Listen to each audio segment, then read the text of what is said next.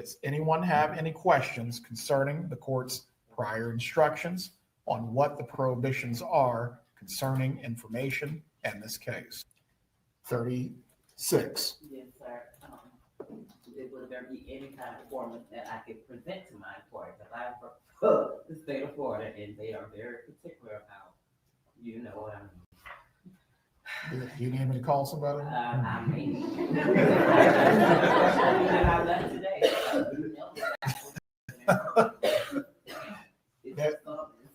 There will be a form that will be provided to you from the clerk that outlines the fact that you've been selected for the jury and the length of the trial. Hello, beautiful humans. Welcome to the Midlife Revolution. I'm your host, Megan Connor, and today we have the full recap of day 5 of the Donna Adelson trial. Donna Adelson is being prosecuted in Tallahassee, Florida.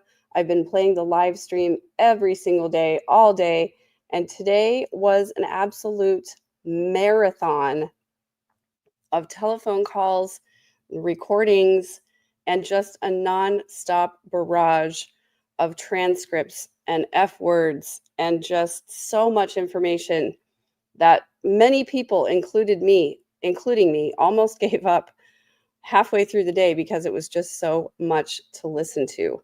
Thanks so much for joining me. I am going to do something for you so that you don't have to go watch 8 hours of recordings.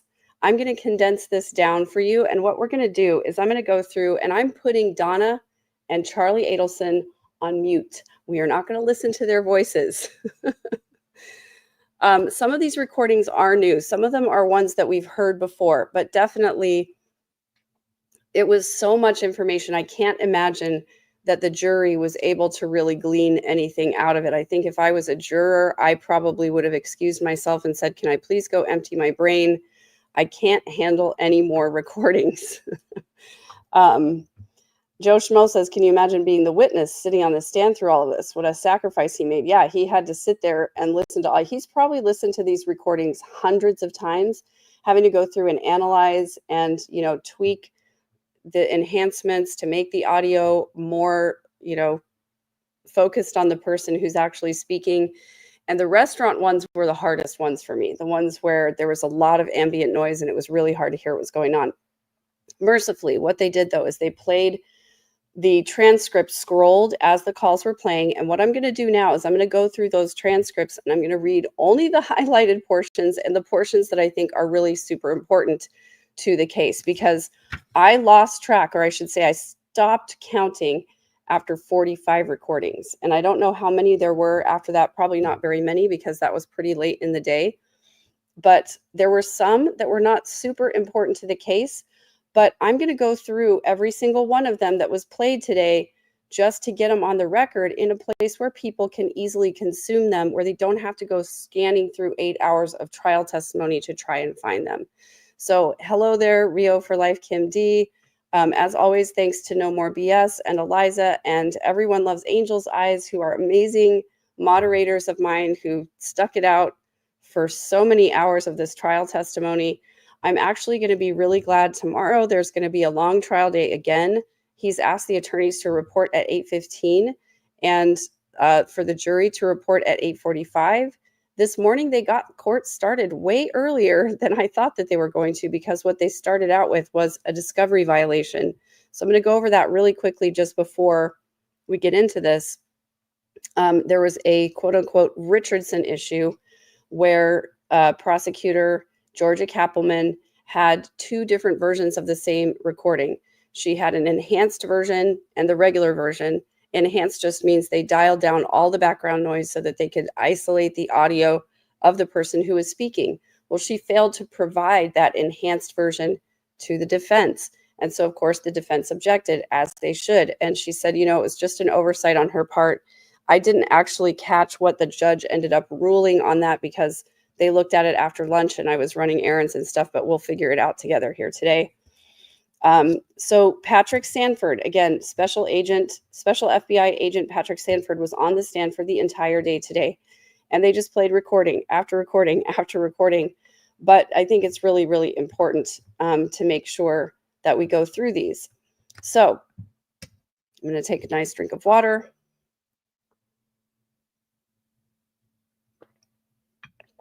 And after I go through these recordings today, you guys, I'm going to take the night off. Totally, 100% not going to do anything tonight. Well, at least until I go on Web Sleuth later. So give me just a second to get this pulled up here. And what I'm going to do is I'm going to mute the audio. I'm going to play it on 2x speed and just read the transcript. So give me a second to get all that done.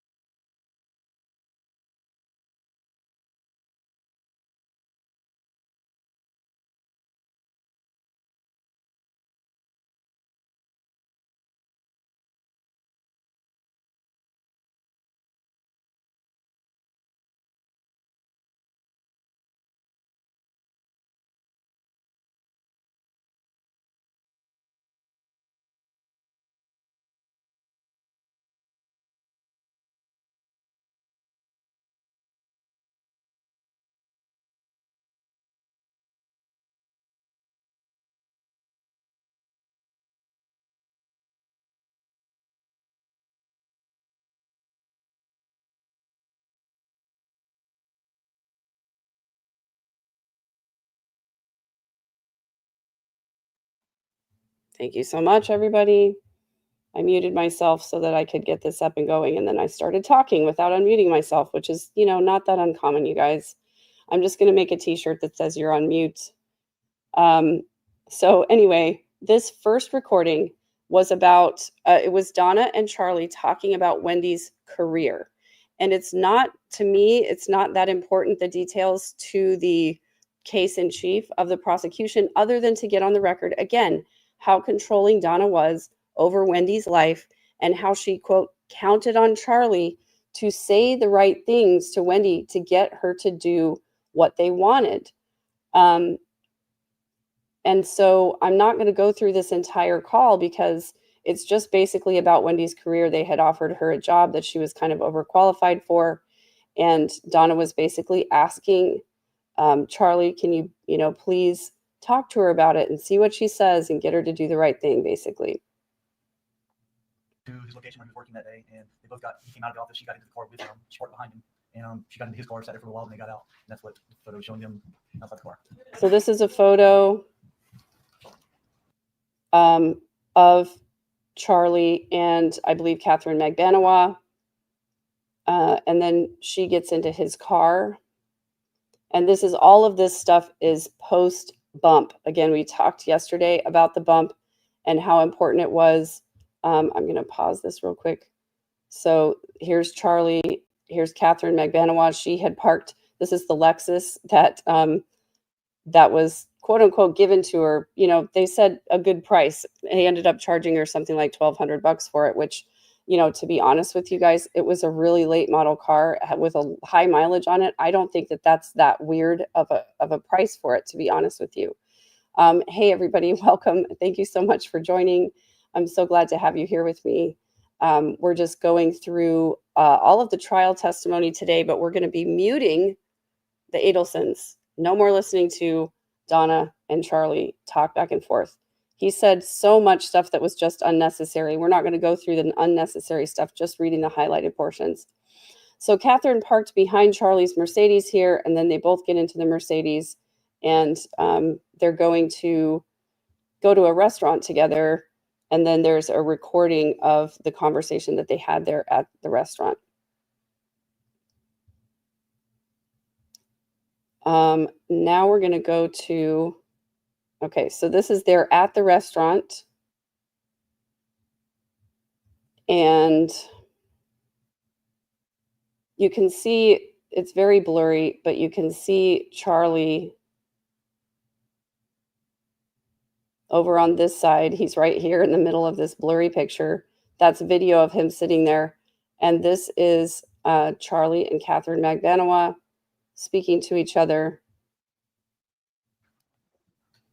at this restaurant visit. I believe it was Dolce Vita was the name of the restaurant.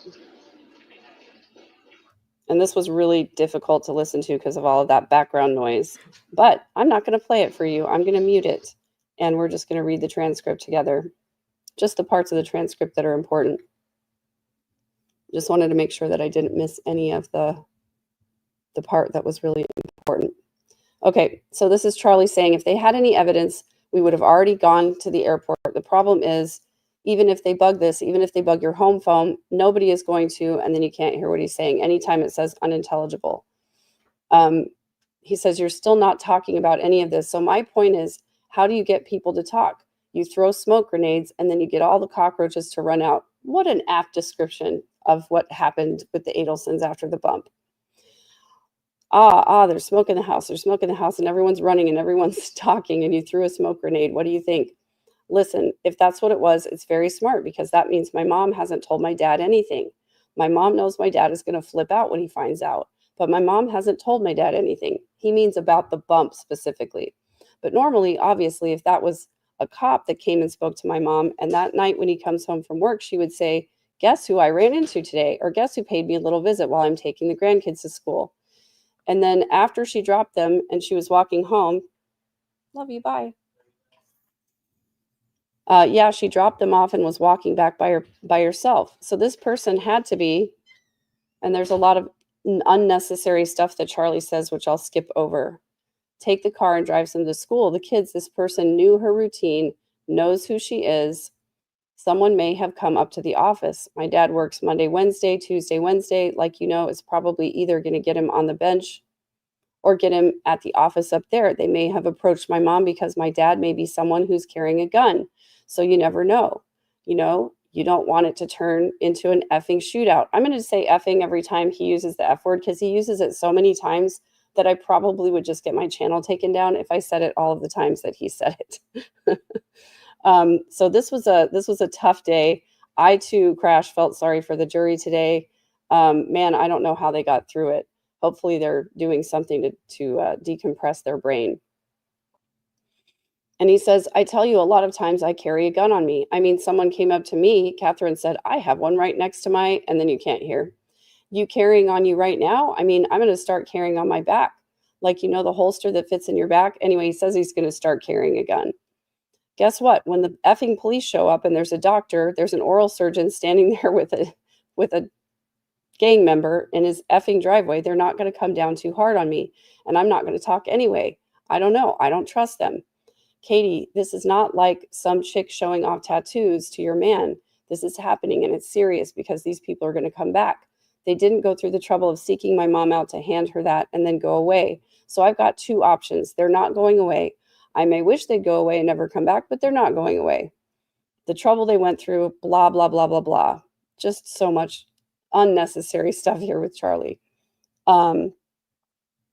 He says, I don't know. Listen, if a badge comes up to you, tell them, have a nice day, officer. Listen, if they want to charge me with something, charge me. If not, I don't talk to cops. Sorry. She says, perfect. He says, no, it's very simple. And then he repeats again, if you're going to charge me, charge me. Catherine agrees with him. Here's the funny thing. Catherine can barely get a word in edgewise. Charlie just keeps going and going and going. He says, yeah, things have changed a lot. There's cameras everywhere. So cops now, they have an effing pension. When they retire, they're going to get a pension for the next 30 years, medical, dental, salary every month. If they think that, then cameras, look, how many cameras are in here? 5? They better be going in a place where there's not a chance that someone doesn't have a camera pointing outside to know the caption of can't hear him. What I'm saying is that this person is not going away. They came very equipped with details. Where did the details come from? I don't know. Well, because it's one of two things. What else could you go to the cops and you give them information. I'm going to tell them that my brother did it. I'll go right now and tell them, he's saying hypothetically. You're going to say, can you prove it? And I'm going to say no. Did you know what kind of gun was used? I say no. Did you see your brother do it? No. How do you know it was him? He told me. Okay, he told you. That's called secondhand knowledge, and it's not even admissible. Okay, he told you. What did he tell you? He said, I did it. Even if I went in and said my brother did it, you've got to prove it. So you get the gist of this conversation, right? We don't really need to go through the whole rest of the entire thing. And none of this, by the way, is highlighted for the jury. I feel like she did a really good job. Georgia did a really good job of highlighting the stuff that she really wanted to stand out to the jury. She even bolded some things in the transcript for them, but literally nothing in this entire interchange in this restaurant is highlighted. So I'm going to skip over to the next thing, which is a phone call between Charlie and Catherine.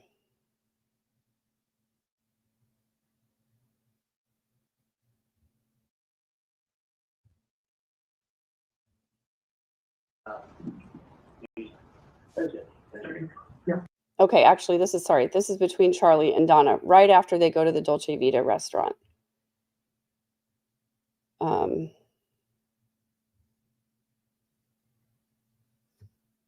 And the judge is saying to the jury that the transcripts are not evidence, that only the recording is evidence. So if they hear something that contradicts with the, if the transcript contradicts with the recording, they're to go with what they hear on the recording. Okay.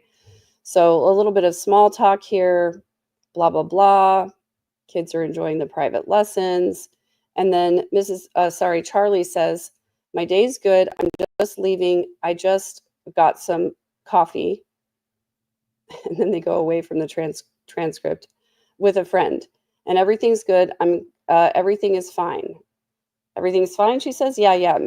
I'm helping her out with some relationship advice. So he's referring to Catherine Magbanawa here. And he's using this euphemism. He's saying he's helping her out with relationship advice. He says, I gave her some good advice and she's just going to sleep on it. Relationships aren't easy. Donna says, no, they're not. And he says, without a doubt, everything's fine. Basically telling Donna she doesn't need to worry about it. And there's Harvey there. He's also listening. Charlie says, I can talk to you more about it. And she says, yeah. And he says, I mean, if you want, you can always come up to the office. Well, you're going to be hanging out with Dad tomorrow, right? And then, talk, some joke about bringing lobsters to Thanksgiving, blah, blah, blah, all this kind of stuff. And then talking about Thanksgiving plans. And he talks about bringing June to Thanksgiving. And then they talk about how she's trying out for the Miami Dolphins cheer team.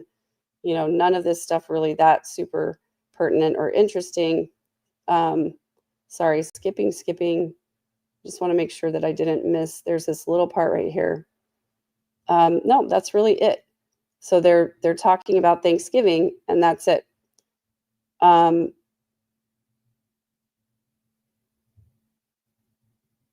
And then it says, right, conversation ends, and then we go to the next recording. So the next recording,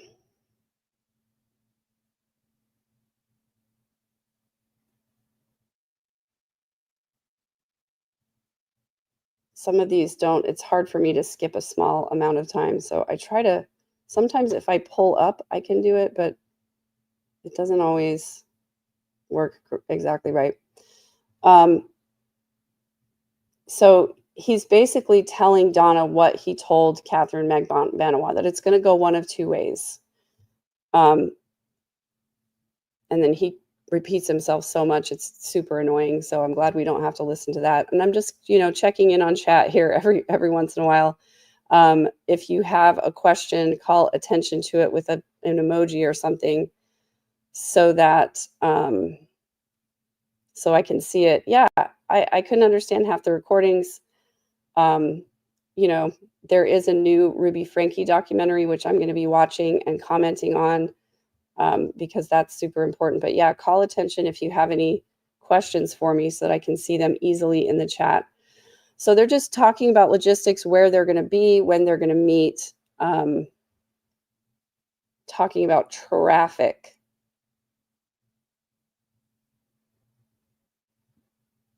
So I want to go to right here. telling her not to worry about it. It does him no good to worry about it. He says at the end of the day, they're not going to gain anything. They're still going to be in the same situation. It's not like you've ever threatened anybody or hurt anybody. He says, and listen, the thing is that they're not hiding who they are. And, Donna agrees with that. There's a lot of discussion about that, how they didn't put on any kind of disguise. They just came up to her.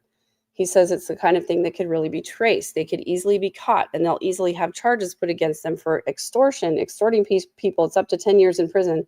Yeah, you should talk, Charlie. So that would make it easy for them to be identified. He said it could be a lot worse. Let me reference it to you like that. He's just reassuring Donna that everything is going to be okay and that he's going to take care of it. It's not that big of a deal. And then the next recording, now this one I'm going to play a little bit of. I believe Harvey is 74 or so. So Jewel Gazer, this is a good question. The bump happened in April of 2016. So almost 2 years after the shooting took place. And it took them a really long time to figure out that it was an undercover agent. And there was all this talk about calling the number. And they kept saying, oh, I tried to call it, blah, blah, blah. But they didn't actually call it for a really, really long time. So it kind of goes back and forth. Okay, thank you. Harvey's 81. He's much older than I thought he was. I did know that, but for some reason that number went out of my brain. I just can't keep track of all the numbers and the dates and everything. So this call is between Catherine Magbanua and Sigfredo Garcia. And it's not a nice call, but I think it's important to listen to. So I'm going to play this one. It's pretty short.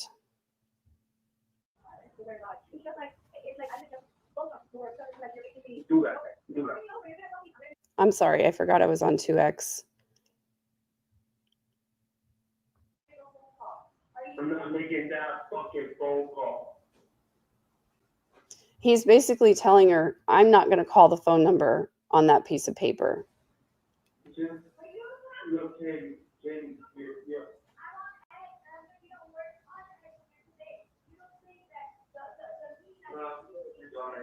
I'm pretty sure somebody will come by to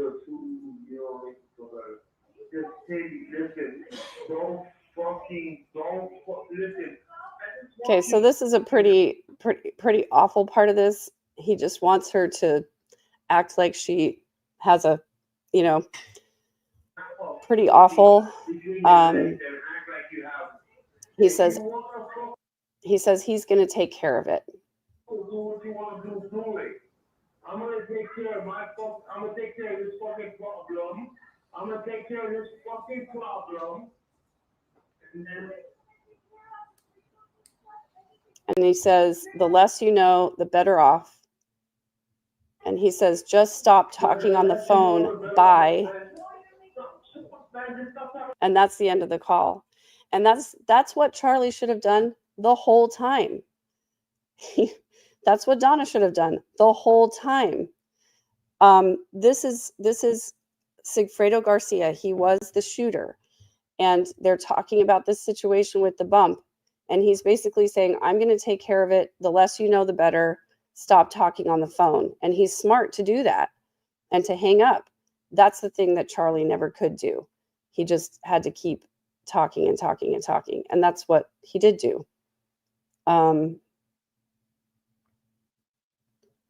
So now we're going to go to the next phone call, which is between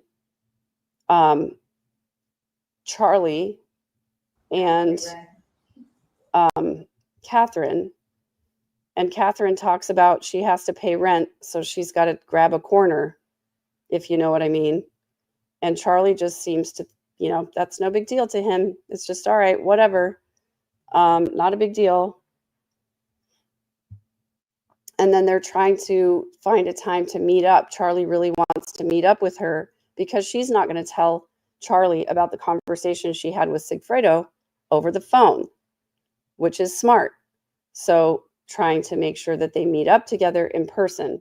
And I'm going to try to fast forward here to the highlighted portion. She's talking about, she's got the kids and she's working all day, every day. Finally, I was just telling you before, I don't think it's a good idea. It wouldn't be a good investment, is what Catherine says to Charlie, as in paying the $5,000 is not a good investment. And then they start using this euphemism of real estate. She says, I was looking into some properties, and then I was asking him, I was like, oh, do you think that would be a good investment? And he's like, no, that's like really stupid. You should really use your head. And I'm like, okay, thanks for the advice. Charlie says, all right, now I get what you're saying. She says, but he's going to look into a couple of things, a couple of properties regarding that and find out what's going on. Charlie says, yeah. And she says, and then I guess I'll go from there, because, you can't just jump into like a place you don't even know. He confirms, yes, you can't just jump into a property you don't know. He says, find out, because usually when these properties come up, they announce it to everybody. She says, but then I don't think that's the case. Like, it was posted incorrectly. And it's just like, some people bite, some people don't. She says, so it's like, throw out a fish in there and see who bites. It's like fishing. She says, you throw the chum out, they're all going to come out. Charlie says, yeah, you throw the chum and a bunch of fish come and they run and jump on it. I mean, I kind of think that. And she says, yeah, but for the pricing, it's like, it was absurd. So it's unaffordable. And Charlie says, yeah, way too high of a price, right? So they're talking about the $5,000 that was on the bump letter being too much money. And then they go on to talk about it should be affordable. And then there's this part in this phone call when Charlie is talking to somebody named Danny in the background. It's not anybody that's pertinent to the case. So Catherine says, so if somebody was to offer this amount of money, I start looking at the listings. I start looking at possible scenarios or locations somebody could be at. And then, hopefully I have a lead. Charlie says, was he still in shock that this listing came up, meaning that the bump happened? Catherine says, of course, especially for that amount. And he says, well, it's that amount and that location. And so then they go on and they talk a little bit more in this euphemistic language, talking about real estate listings. And then Catherine says, I just don't want any false leads, so it'll waste my time. Charlie says, but you don't think alarm bells went off everywhere?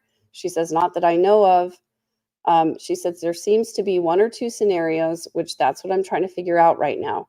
Since I'm still new to, they're still trying to figure out how to do it. Charlie says, the thing is that property came with a full listing. Like it came with, and Katie says, yeah, with all the information of who you're going to, and Charlie says, with all the information. Catherine says, you get all of that stuff, but nonetheless, you get all the information and demographics of everything. She says, but then again, you can have a listing everywhere. Everything's accessible. And Charlie says, yeah, you can, but it's just what's crazy is, it came with everything but pictures. Charlie says, I guess to be very honest with you, I'm not very interested in buying that property. I think you buy a property like that, it becomes, this is the thing, you buy a property like that, it's like that duplex you're talking about. Katie says, He says, it just becomes a headache for life because it doesn't stop. Catherine says, but you don't want to get stuck either in a situation where it's like a false advertisement. Charlie says, oh yeah. She says, then it could be one of two things. This is what happens, Charlie says, when stuff doesn't hit the MLS first. And it's called like a pocket listing, meaning that someone's there with a list of real estate beforehand. But what ends up happening is that, okay, you say you get that property, it's a great deal and everything. You get the wrong people in there, it becomes a problem for life. I've had this with other properties, okay? And then Catherine says, every single time somebody's going to keep increasing the amount. They're obviously talking about somebody coming back after the bump and asking for more and more money. Charlie says, well, I think that's, sorry, it goes a little slow sometimes. I think that's one, it's without question, it's one of two things. It's either a false lead, someone just wasting your effing time, or you get the wrong tenant in there with the rental property. If there's a head, it becomes, let's say even they move out, let's say they take a little vacation and they're going through all of these scenarios that we don't really need to know or hear all of this stuff. Then Charlie says, they will never, it's like a leech that never leaves you. And then Katie says, well, hopefully that's not the case. That's why I need to get everything clarified first. That's why I do all the background checks and everything. Make sure a person really does want it before I even go try to look at a property for them. And then Charlie starts to talk about contracts. And then sort of the analogy breaks down a little bit after this. Catherine says, I mean, I did make a couple of phone calls last night to find out if this was a good lead. And I'll find out more. Because like I said, I don't want anybody to get taken advantage of me, especially I'm new over here. And I think she's talking about calling Sigfredo Garcia and telling him about the situation. Then she says, I have to make phone calls to especially people that I know, like would need help. Charlie says, well, look around. If you need someone to lend you money to help you out, I don't mind helping you out. So he's basically saying, I'll pay the money if I need to. She says, yeah, I mean, obviously there's a limit, but whatever you can, help out. She says, help you out, but I think it just said help out. Then Charlie says, that's cool. Print out more of those listings, the multifamily properties that I want to look at. And if it's just a pocket listing, I don't know, investigate it. Don't print out any pictures or anything. I'm not that excited. I just need to make sure we're dealing with good people. He says, I think a lot of times I'm going to end up with another effing Miramar property. I'm not interested. She says, yeah, I know, which is a big headache. Got it. Okay, I'll look up some properties. So she's basically saying, I'm going to try to get some more information about all of this. Then we go to take a little break. And I'm going to come in and check the chat with you guys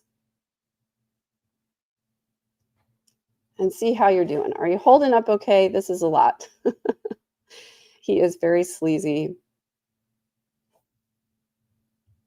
So after the first bump, now please forgive me if I get this wrong, and Crash or somebody, tell me if I get this wrong. There was the original bump, and then I believe that there was a text message that said, you're not taking this seriously enough. And then I think there was one more message that was threatening. So, yeah, it does kind of sound like Charlie's been blackmailed before.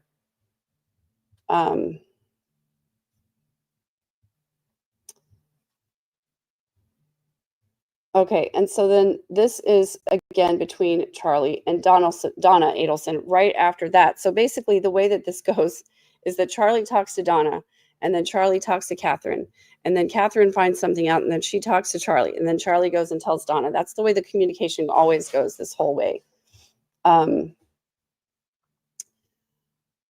Charlie says that he thinks it's a police issue for multiple reasons.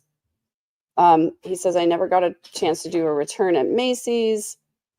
It's just stunning the things these guys talk about, literally everything. They're just on the phone all the time. But Donna is basically saying to Charlie that maybe Dad wants to get lunch or something. If you had cases at the office that you wanted to talk to him about, so you could talk to him in person, or if he wants to see him for dinner, she says I'm always happy to see him for dinner. It's up to him. He can come by my house, or we'll go get something to eat. And then Donna says, why don't you give him a heads up, and maybe he'll come and go get a bite to eat. But then they talk about traffic again. Like, this is just the same old thing that just happens over and over, where they talk about different things.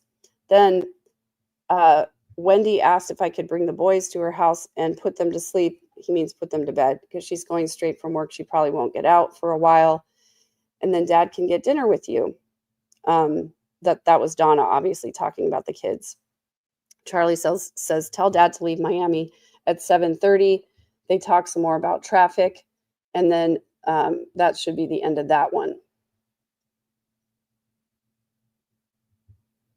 It did. Where did it occur? It occurred at a restaurant called Matsuri. Okay, let's skip call L and publish. Matsuri exhibit 133. And then again, this is a conversation that happened between Charlie and Catherine Magbanawa at a restaurant called Matsuri, and you can see Charlie's face a little bit through right here. And then I think that that was Harvey, if I remember correctly. Then this might be the one where they think that they've been made and they don't get anything. I can't remember exactly. And this is Charlie again saying it's one or the other. And I think when he says one or the other, he's talking about the fact that it's either the police or it's a legitimate thing. And I think he starts leaning towards it's the police. And yes, you're right. Okay, so there was a text bump and then there was a voicemail bump. So the original bump happened and then there was a text that like, you're not taking this seriously. And then there was a voicemail that came along. So it's really, really hard to hear this conversation between Charlie and Harvey. And that's why there's only a little bit of closed captioning coming up. There's so much noise in the restaurant. And we didn't get a transcript from this one. But I don't think they're talking about anything consequential. They basically just say that, Charlie does his one or the other speech over and over again. So I don't think anything consequential came of that one. And then they tried to publish L1 and it didn't work. So they come back to it later.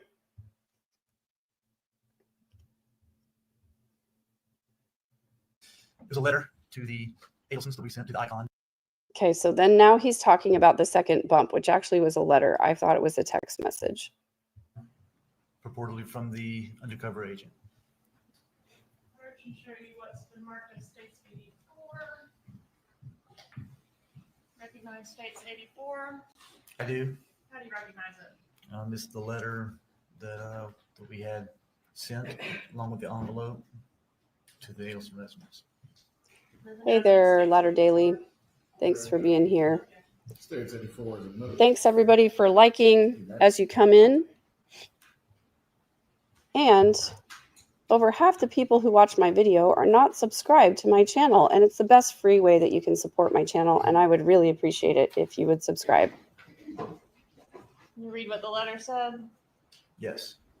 It says, my phone is not ringing, so you don't care about Tato and what he did for you. He knows he is fucked, and soon so will you. Okay, so that was the second bump, basically, that they sent this letter to the Adelson's house.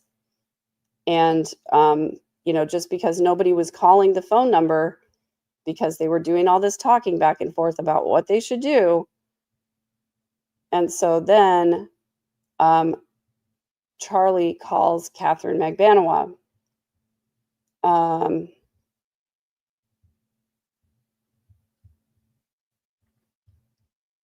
he said, I was just talking to my parents about my day. And Catherine says, she's worried about this every 2 seconds. Charlie says, just do me this one favor, just come down here. She says, is everything okay? He says, yeah, I just want you to come down so I can see you. I mean, you're already in the car. The icon is on the corner of 5th and Albin. And while this was playing, I was thinking to myself, people like Charlie have no consideration for other people's experience. And he has no idea what it is like for somebody without means to, spend the gas money to go out of their way to go to another place and then to pay for parking and all of that stuff while trying to juggle kids and jobs and all that. Charlie has like one responsibility. He shows up at the dental office, he sees a few clients, and then he does whatever he wants for the rest of the day, which is apparently talk to his mom. So Charlie says, I still need to talk to my parents for another 5 minutes, and then I'm going to leave them and I'm going to come to wherever you are. Katie says, you don't get it when I call you through WhatsApp. He says, sometimes I do and sometimes I don't. And I can attest to this. I used WhatsApp in my last job a lot because we talked to a lot of international people. And sometimes I would hear the notification come through and sometimes I wouldn't. So it's kind of spotty. I would miss a lot of calls when I was on WhatsApp. So the next call that comes up is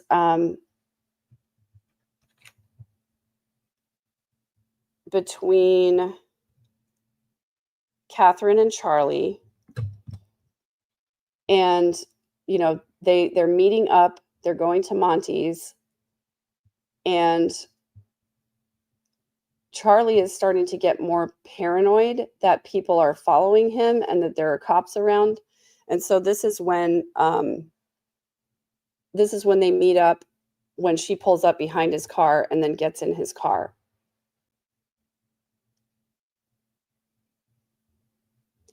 And so there was this meeting that they weren't able to get on surveillance because they missed it because they talked about it, because Charlie and Catherine talked about it on WhatsApp. So they weren't able to get a recording of that meeting. But then after the meeting, conveniently, Charlie calls Donna Adelson to tell her what happens at the meeting.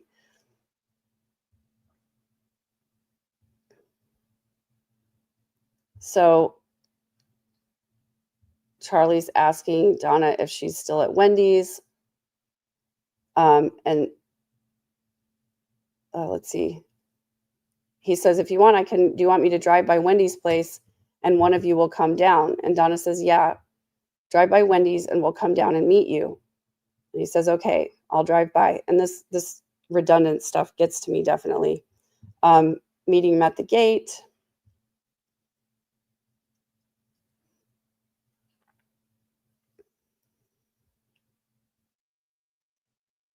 And she's giving him driving directions. And he says, Dad will wait right there. So they basically decide to meet up here.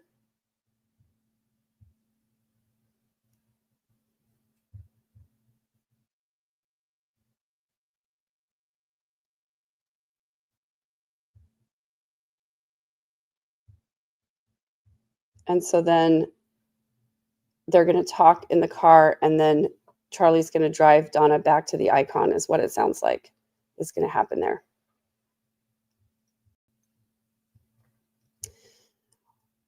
And then the next call that we have is a call with June, who Charlie was dating at this time, and she's on the transcript as unidentified female speaker. And so I'm just just checking these off as I go because there are so many of them and I don't want to get confused with my notes.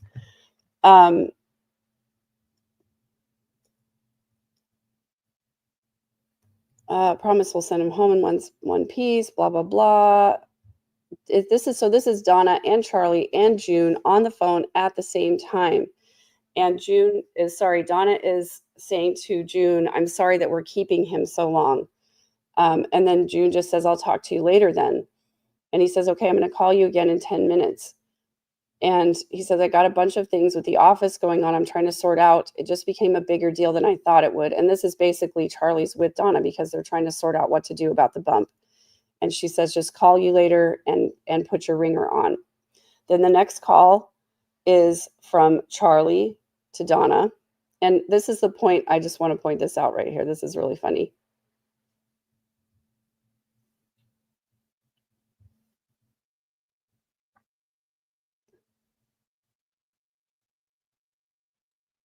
We get a tiny little glimpse after this phone call ends of Donna in her headphones. Shoot, it just goes away too soon. Right after this call, Donna's wearing her headphones with one of the earpieces facing outwards right there. So I don't know if she's doing that on purpose because that ear is bad or it hurts her or something like that. But it's just really funny to me. And I'm going to start using this picture on my thumbnails from now on.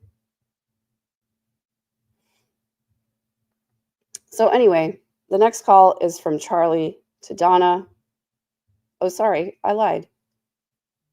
The next call, did I skip one? I think I might have skipped one.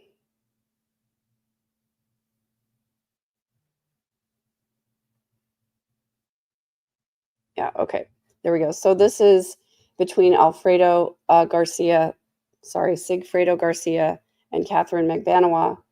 She says, I just needed to talk to you about some things. he says extra money or something. She says, I just need to talk you through it. Now, I'm going to spare you like all of the entire call of this, but basically Catherine had mixed up the 2 of the digits on the phone number, and she wasn't sure she was getting it right. And so she was trying to get Sigfredo to confirm for her, what the correct number was. And he doesn't really catch on at first to what is going on, but basically then Catherine is able to let him know that she got 2 of the numbers transposed, and she said, I don't remember if it was $70.64 or $74.60. And I can't remember the exact number, you guys, but that was the gist of it.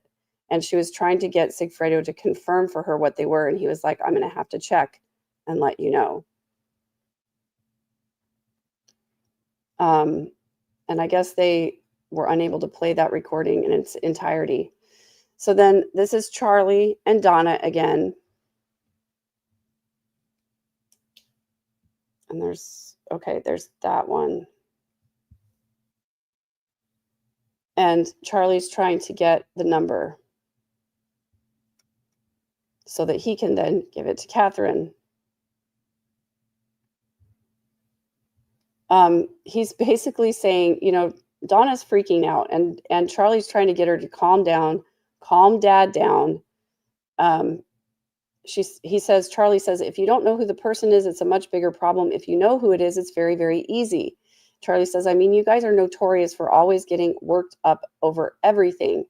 And she's then talking about Harvey.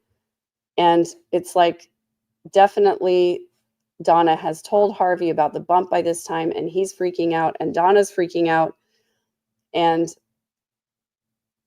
Charlie says, you didn't do anything to anybody. Somebody's fishing. Let them fish. You don't have anything to do with anything. So it's not like me going to my next door neighbor and saying, hey, I know you're whatever. I don't like how he throws in these analogies that don't make any sense. But he's basically trying to get his mom to calm down, to get Harvey to calm down, to stop talking about it, and just, let things play out or let them figure it out. Charlie says, don't get worked up. It's not done like that. Donna says, okay, the only thing, honey, as long as you tell me this is being taken care of, I'm fine. Charlie says, Mom, it's being taken care of the best that I know. And Donna says, I mean, wasn't that important that I contact you, meaning tell you about the bump? And he says, I know, but you were like, Dad's not going to work today. Donna says, well, he said after we spoke last night, and then he never went to bed. See, that was the problem. So Harvey's not getting any sleep.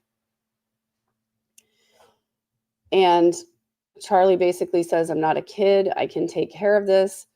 He says, you probably watch too many movies. Charlie says, it's not like we'll get one of them and then the other one will just start paying. Like, it's the stupidest thing I ever heard. It doesn't work like that. So again, this has really rattled all of them. And it's kind of been a big deal for them to try and get through this. Everything's traceable, especially with electronics. Charlie says, I'll let you in on a secret, people. If someone doesn't want you to know what they look like, they wear a hat, they wear glasses, they put on a beard. There's so much conversation about the fact that this person wasn't trying to disguise their identity. And I think that's ultimately what, Charlie puts 2 and 2 together and says, if they didn't care about their identity, then it probably is something to do with the police. But that doesn't happen until much, much farther down the line. So Charlie says it's nothing to be worried about. It's being looked into. I'm just letting you know. And Donna says, I'll let you know if there's something very important that I need to tell you. And she said, I thought that was important enough that I needed to tell you. And Charlie's like, I get it. I was there all night last night, talking to you guys about this. And I can only imagine what their conversation must have been like. Charlie says, you have to understand, if someone was going to do something, nobody would show their face. Nobody would give you a cell phone number. Nobody would write something and put it in the mail. So she's worried about her safety, but he's basically saying, these people just want money. They're on a fishing expedition. So now the next call is between Charlie and Catherine Magbanua.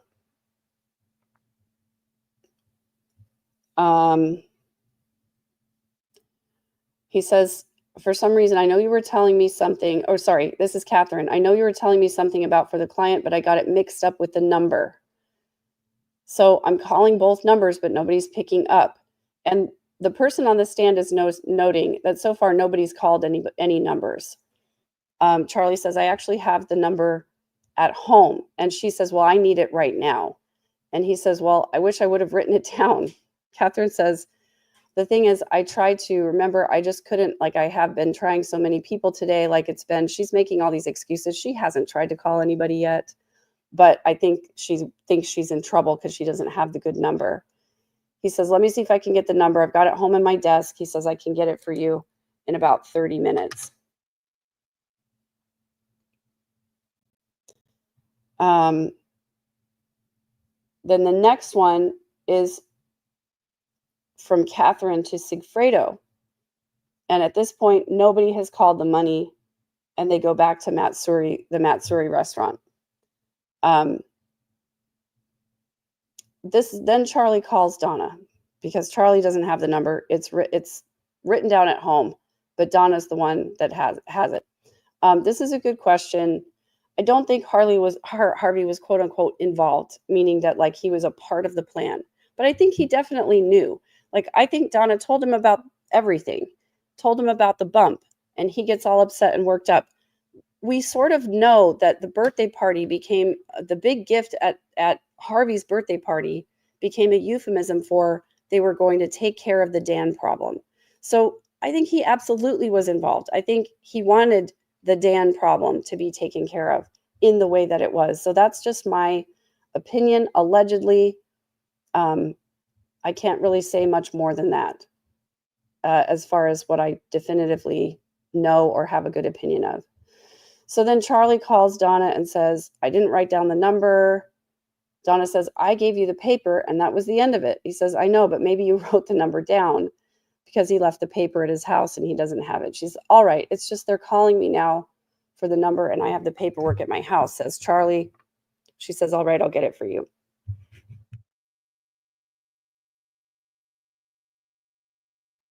Excuse me. So the next call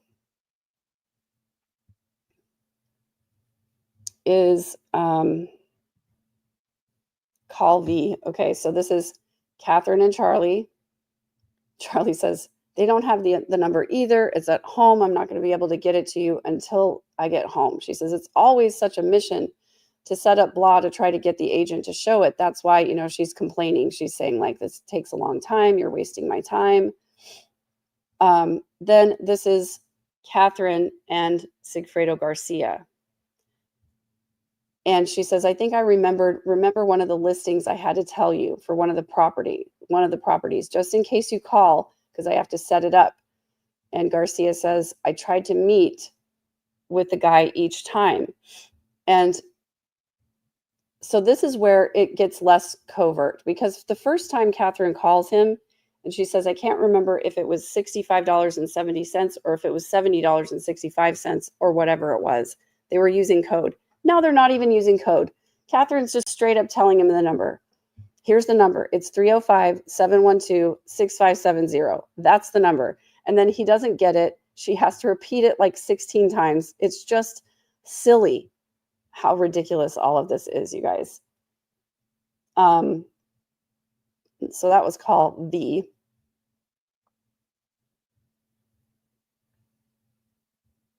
How are we doing here, you guys? Are you doing okay? We're almost at an hour here. And the good news is, though, that we're, more than halfway through the trial day, and we still have a long lunch break. So that means we're going to be getting through this a little more quickly from now on. So now they have another meet up at the restaurant at Matsui. Is it Matsui? I think so. Anyway, this is another one of those situations where we can't really hear much. We're famous now. And I don't think there's a transcript that goes with this one either. But again, it's just more reiteration of the stuff that we've already heard. And so I'm not too worried about it.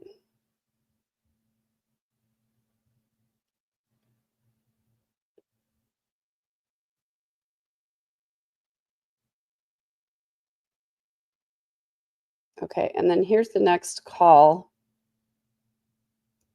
between Charlie and Donna, with Charlie saying that he's going to come by her place and they're going to have another conversation about this.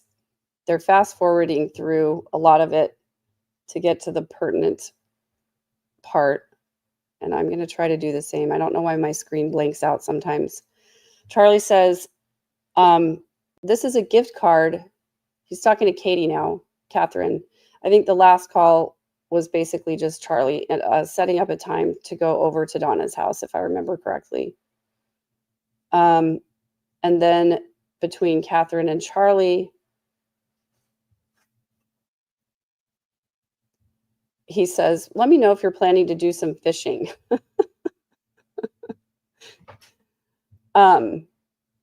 She says, I'm the person with no plans. So they're trying to, figure out a way to get together. This is kind of nonsense talk right now that they're going through, talking about drinking solves everything. Go find Jesus. Jesus is going to fix everything. They talk about watching BET. And then there's this little joke about Charlie says, I got hot sauce in my bag. That's a Beyonce joke, because there's a lyric in one of her songs that says, I got hot sauce in my bag, swag. And so they joke about this, but they're basically trying to get, they're trying to meet together. And what I wanted to find was the part that was highlighted in that call, because Charlie was euphemistically talking about sort of like a fishing expedition, basically. Okay, so Charlie says, I was going to leave a coupon. I was going to leave a gift card with the tree. And she says, with a coupon?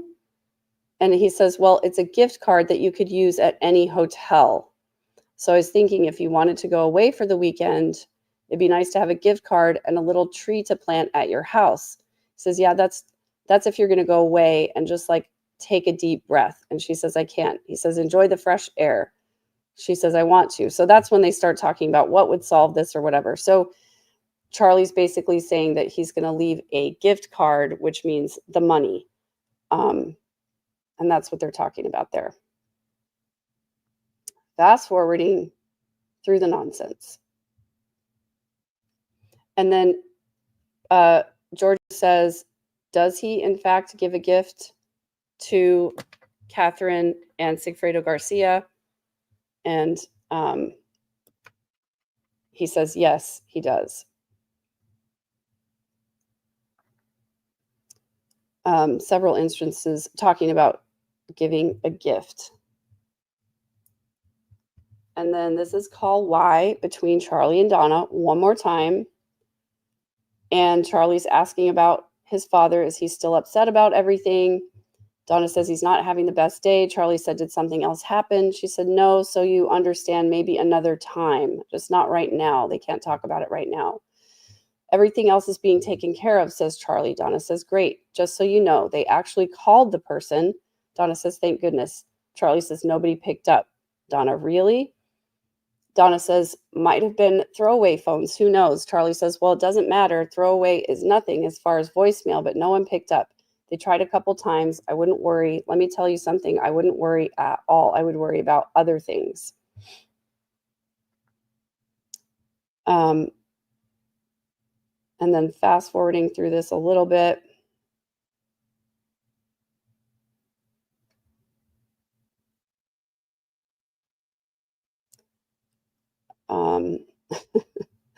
They talk about running errands. Donna got an owie on her eye, had to run to CVS. I mean, this is like the minutia that they talk about. I can't imagine. So I don't like this when this is whited out, because then I can't see where the highlighted sections are so that I can fast forward a little bit better. But let me come into chat here real quick while I'm waiting for it to come up. Thanks. I don't feel like this is the most concise recap that I've ever done. I would love to be able to just tell you this call was about this and this call was about that. But I honestly just lost it throughout this day. I could not keep paying attention. I could not keep taking notes.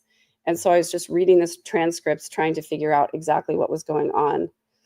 I frankly don't know why Georgia felt the need to get all of this into evidence, because some of it is not necessary. I felt like she could have highlighted, but maybe there's a method to this for her. And there's something that I don't understand. Obviously, I'm not an attorney. And then this is another phone call. This is, I believe, okay, I'm going to play this one because I believe this is the person who did the bump, the undercover agent calling back on Adelson. And this is the one I'm going to play. Good morning. Thank you for calling the Adelson's office. This is Erica. Can you help you? Yes, good morning. May I speak to Mrs. Donna Adelson? May I let her know who's calling? Sammy? Yes, they are Jewish, just so you know. I met her last week, and I gave her some paperwork. You met her last week and you gave her some paperwork regarding... Oh, she knows what it's about. It's important paperwork.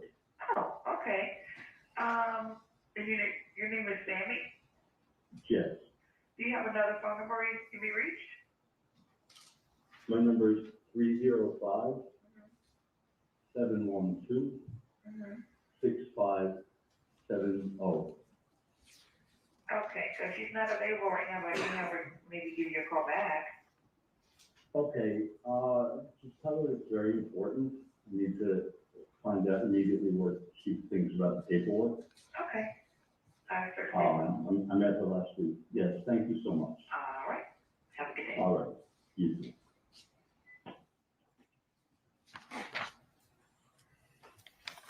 Moment to confer, Judge.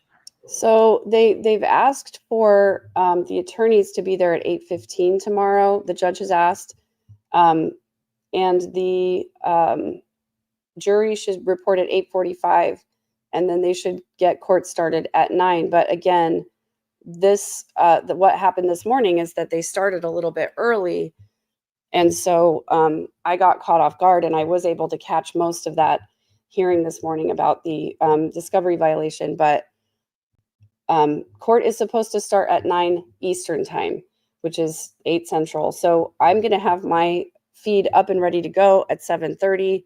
And as soon as court comes on, I will start playing it. I didn't even get to greet people this morning on my live stream because it was already going. And so I didn't even get to say hi until the first break, which was a long ways in. So here's the next call between,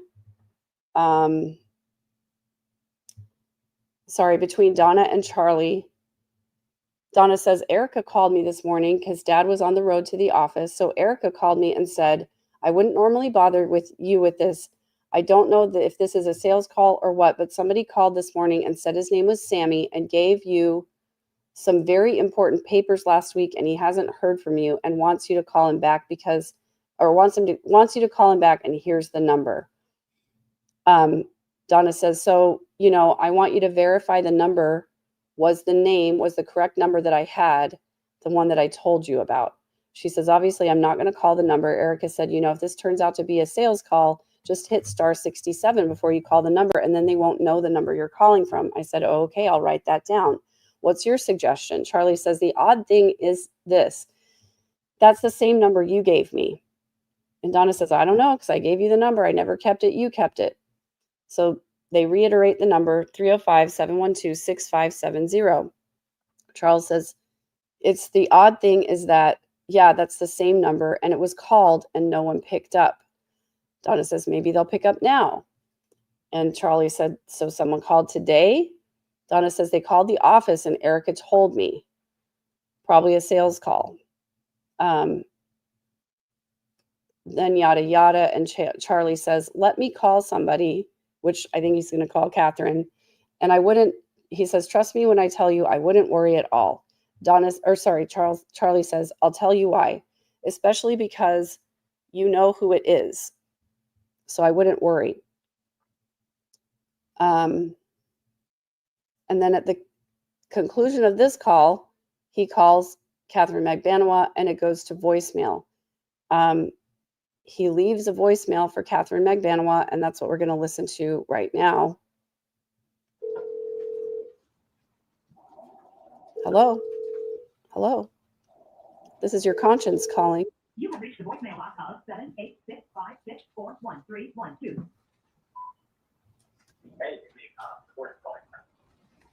Message. And that's Yes, it. he did leave a message. Okay, thanks. And then after that, did he attempt her a couple more times? He did. He called and did not reach her. Okay, so we've got, I think, 9.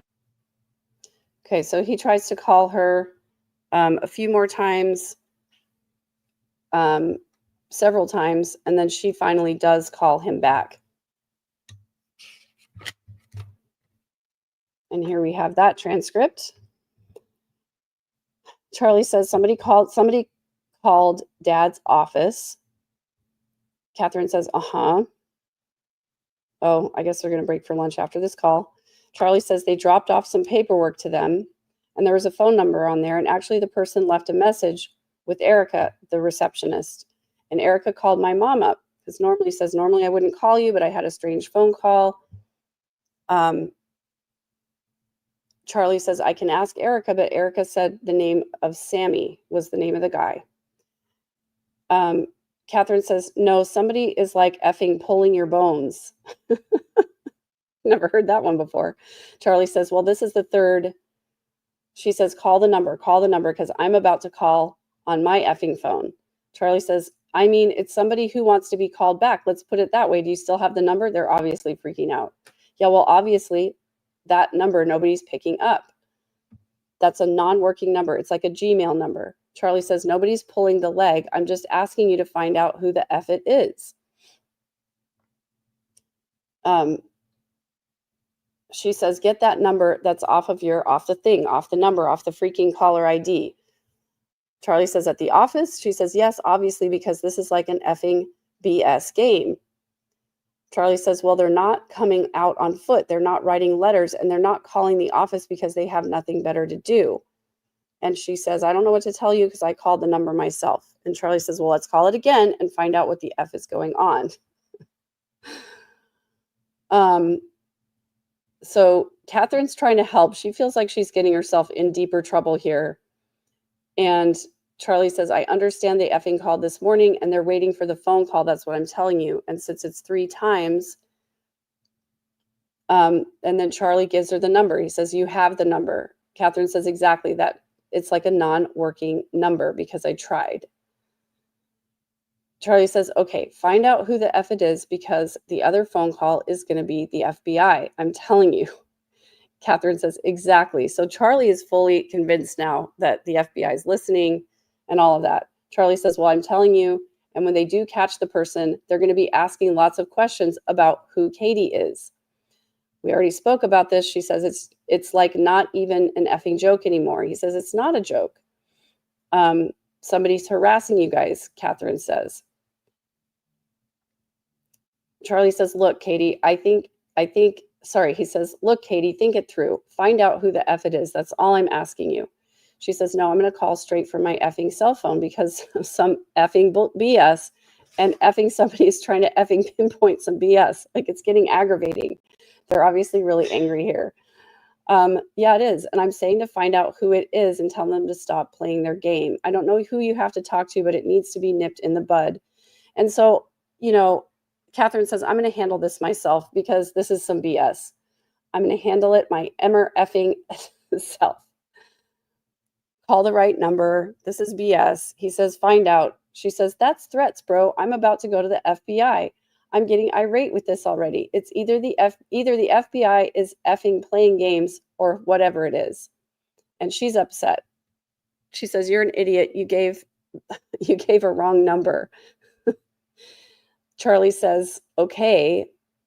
And she says, text it to me. I don't even give an S about this effing code S or whatever S anymore. She's very upset. He says, either you go to the cops or we go to the cops to find out. She says, we're both going to go to the cops because this is BS. He says, well, find out who this is because this person evidently knows you and knows your family. And so this is where we're getting to the tension of it, because Charlie suspects that maybe Catherine has sent somebody. Yes, I said M or F-er. That's what I said. They do have the potty mouth. I'm trying not to get demonetized even more than I already have. So Catherine, this is basically, Catherine, sorry, this is Charlie thinking that Catherine has gone to somebody to ask for more money. I think that's what Charlie suspects, because they gave Catherine's name and they talked about Tudo being in jail and all of that. So I think Charlie is suspicious maybe that this is what's going on. And so then, Catherine's mad because she doesn't have anything to do with it. She tried to call, nobody picked up. Now there's more pressure. And so this is accomplishing the exact thing that the FBI wanted for them to accomplish. They're mad at each other, they're turning on each other, and they're trying to figure out what's going on. So Charlie says, if somebody is messing with me, they're messing with you. It's one and the same. So Charlie says, go find out who it is. She says, get the number. Listen to me and get the number and stop playing all these games. He says, I already gave it to you. She says, with your parents, to the FBI, whoever's doing this and whoever's harassing, that's it. He says, all right, I have to go back to a patient. Can you imagine? A patient is sitting there with their mouth open, waiting for Charlie to come back and finish the job. And he's on the phone arguing with his ex-girlfriend. He says, do you have the number I gave you the other day? She says, I have it. He says, call it. She says, I did call it. It's not a working number. They go back and forth. He says, she's really mad. I'm going to F whoever the F is effing with me. He says, I'm going to call my mom and have my mom call the office. She says, get the number. Which number? They're arguing back and forth. It's just kind of, it would be funny if it wasn't so horrible what these people did. So thank goodness that's over. And now I think we're going to break for lunch. So here's the big long lunch break. At some point, I think Donna gets her headphones back on straight. And we have another phone call. So believe it or not, guys, there's not a whole lot more to go. I know it seems like it. But we are mostly all the way through this here. Yeah, we're just going to all be sitting here wondering what our dentist is doing when they step out of the room. Just let me step out of the room, make sure that gets all numb, and I'll be right back. It is like a dark comedy. Somebody was talking about in the chat earlier that they should make it into a musical, and I said it would be the most boring musical ever because it would be just Charlie singing solos the whole time. So then Charlie calls Donna to ask if Erica has caller ID at the office. He says the number was a non-working number. I'm going to have someone try to call it again and find out. Maybe it's working now. And then I'll call you as soon as I hear something.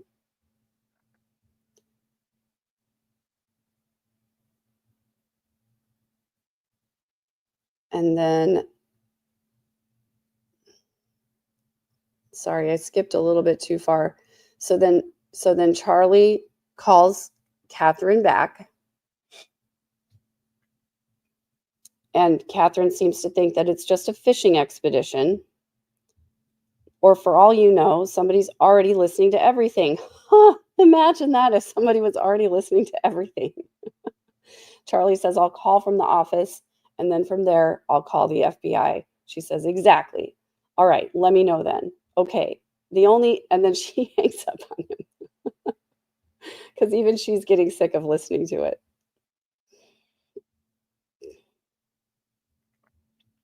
All right.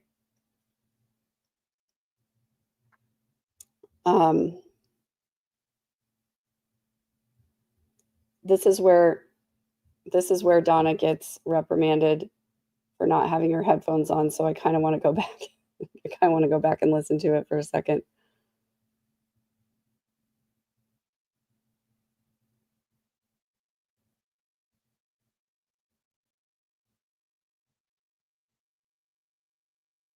Then from there, the FBI. I'm going to start this and see that. And see what it is. Thank you. Okay.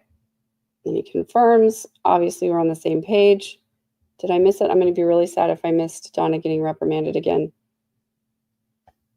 I feel like Salt and Pepper probably tagged it for. 1 minute after that phone call. We just heard.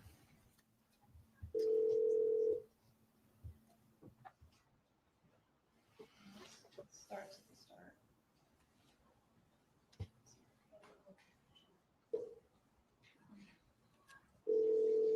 Maybe she gets reprimanded after this phone call. I feel like I missed it though. Hello? But Call between Charlie and Donna. because the thing is this. Nope, I don't want to hear you, Charlie. I really don't. Dang it. I'm feeling sad now that I feel like I missed. Yeah, it was right. It was right after lunch. Maybe it was the first call. Okay, so I'm going to rewind. Please bear with me, you guys. I got to have my fun while I can, okay? So here's Donna with no headphones on. Yes, that one was Katie and Charlie talking. And Charlie was supposed to go back to Donna to find out if the number was on the device at the office. Okay, Correct. then they had that phone call.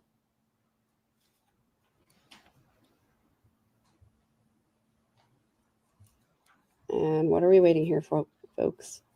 Are they on? Okay, there's a pause. Call the fucking number that I gave the other day. I know it was not working the other day when you called. Call it again. Dang it. Did I miss it again? All right, well, if somebody knows, let me know because I don't want to waste everybody's time. Anyway, so Charlie's saying, there's no caller ID at the office. He said, he's already confirmed that that's the correct number. Catherine says, somebody's messing with you. Somebody's setting somebody up. I'm not going to play these games. Charlie says, what do you want me to do? And she says, do you want me to call from my phone? She says, I don't care where you call from. And she's like, exactly. You don't care where I call from. All I'm saying is, whatever. He doesn't care. So Katie says, or Catherine says, whatever setup this is, it's somebody that's trying to fish for something and throwing out names or whatever, or somebody's already listening to everything. So we already went through this, and I apologize that I rewound too far. And they end the call, and then I feel like this is probably where Donna gets in trouble.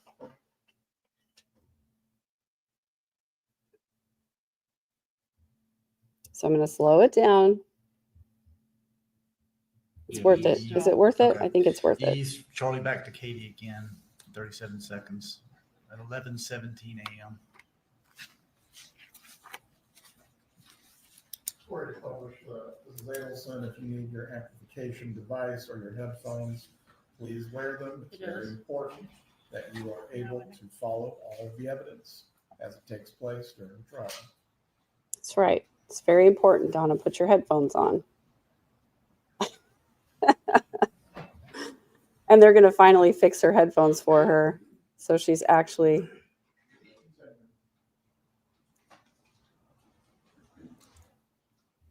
put on the correct way. Thanks. I appreciate that. I think I have earned the right because I've been here listening to this BS all day long. And this is the second time through. Okay.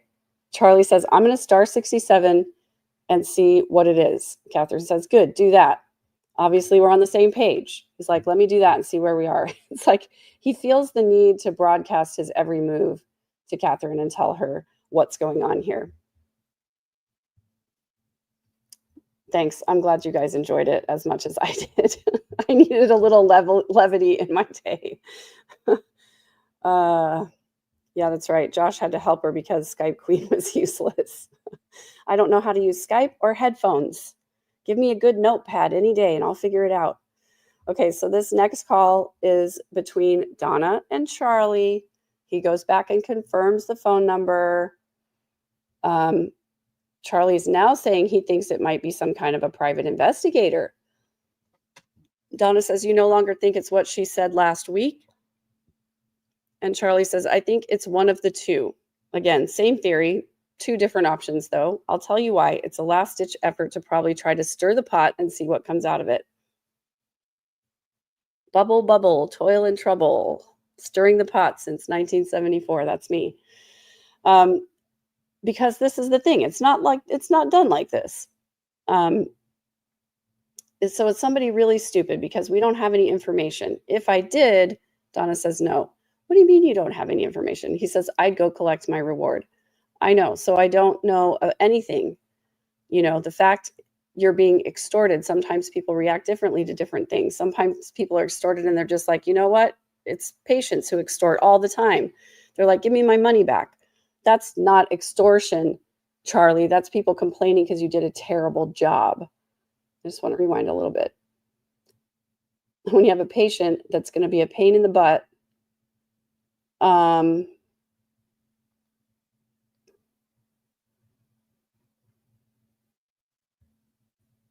it. I keep going to the exact same spot and then they give me my money back or I'm going to call the board of dentistry. I've done nothing wrong, but if I go to the board of dentistry, it's a bigger effing headache. So even though I'm 1,000% right, I don't want to walk in there and have, you didn't tell me. I was talking to a dentist the other day about this. He had a patient who told him something, blah, blah, blah. And they're skipping through this because Charlie just goes on and on and on and on. Yes, me and Heather Daybell, I'm proud to be in her same company, although some people disagree about that. In the old days, there's no way of looking anything up unless you work for the CIA. Nowadays, the homeless guy with his cell phone could go on the World Wide Web, put your name in 3 seconds, phone, address. And then this is where I think he goes on this rant of like, you can pay $20 or $25 and get all the information that you want. You pick up a newspaper and blah, blah, blah. I didn't really appreciate this rant and it was useless, I thought. So I'm going to fast forward again. So he keeps saying, I'm going to see what's going on. Donna says, I'll keep my phone near me. He keeps saying he's going to call, but then he doesn't call. He's trying to get Katie to call. Call you back? I'll text you back. No, call me back. Call me back. I'll call you. Okay, call me right now. Okay, bye. It's like, oh, why did all of these need to come in? And then Charlie does call. This is the first call that Charlie makes to the undercover agent. And I'm going to go ahead and play this one so you guys can hear it.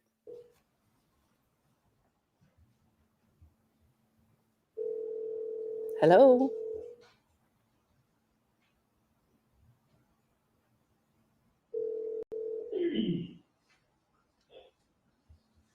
Hello? Hola, Liga. Hello, Liga. Who is this? Who's this? Someone's been calling my family and trying to figure out who this is. Well, in reference to what, man? Someone by the name of Sandy call? Yeah, that's me, man. All right, what's going on? Well, what's going on? My brother's doctor. Okay, my brother's doctor has not been taken care of. His family's not been taken care of. I talked to the dentist doctor. Why are you calling me? Who are you? I gave the number to a lady. I don't know Taco. You don't know Taco? I never even know Katie and Tuca. They've been taken care of since the family problem was taken care of up north. I don't know. I was You don't? Well, I'm going away, my friend. Because let me tell you something. I was a driver with Taco, and he told me the whole story. He told me nobody was taking care of him, nobody was taking care of his family. The family was taking care of Katie and Tuco, and nothing was taking care of Taco. So we know what's going on. And Taco needs to be taken care of. Do the right thing. lady already heard the paperwork, she knows what I'm talking about. We know Katie, we know Tuco, we know we've been taking care of it. Let me look at it. No more fucking around, man, no more fucking around. This ain't going away, that's what you guys need to do the right thing for Tasha.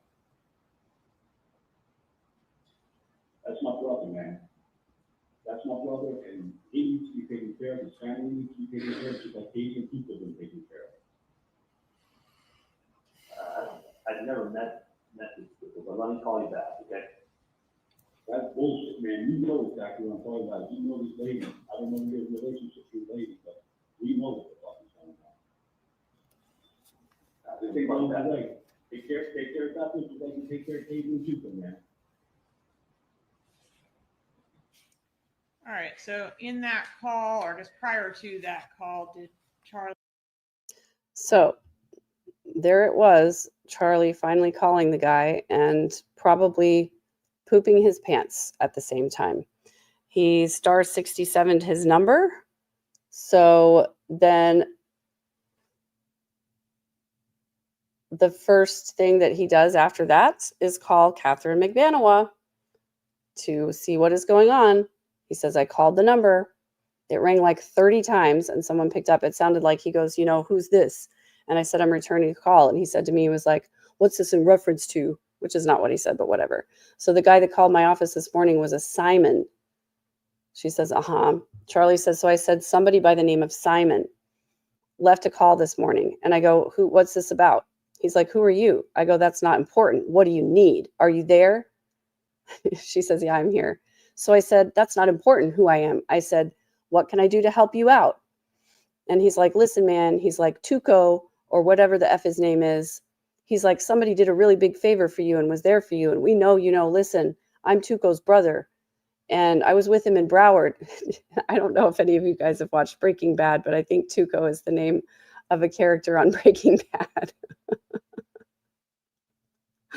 You're welcome. No more BS. I hope that you guys are enjoying it and enjoying not having to watch 8 hours of trial today like I did, which is why my brain is oatmeal at this point because it was this for the whole freaking day.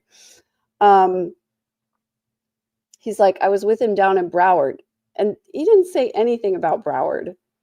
I don't know if this guy's from Broward or whatever. He's like, I was with him down in Broward and he hasn't been taken care of. His family hasn't been taken care of. And he's like, it's effing BS. And, I'm letting him talk. As he's talking, I'm hearing a little bit of a New York accent. Really? Really, Charlie? For the first time, you're noticing he has a little bit of a New York accent for the first time? No kidding. Sorry, guys. I get super snarky when I get tired.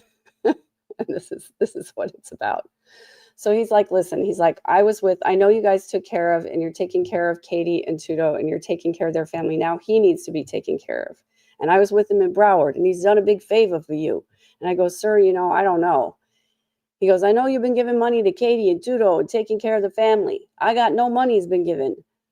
I'm going to take a drink of water instead of.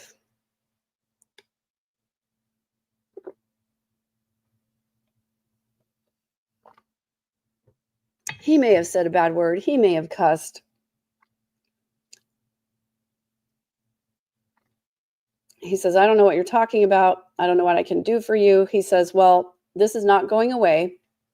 He says, do the right thing. That's the one quote that Charlie got right out of this whole thing. Do the right thing, which becomes a sticking point later. And then Charlie says, he told me, brother, Charlie says, I was being really polite to him. And Katie said, he's a brother from Broward. He says, no, he said, I know him from Broward, or I saw him down in Broward. He didn't say anything about Broward.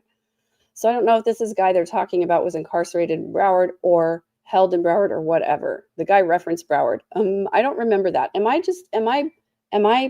blanking? Is my brain just like completely turned off?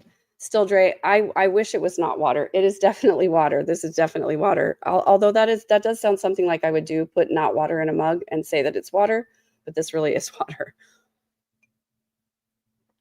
Because my throat is not in good shape. So I don't remember the guy mentioning Broward. Do you guys?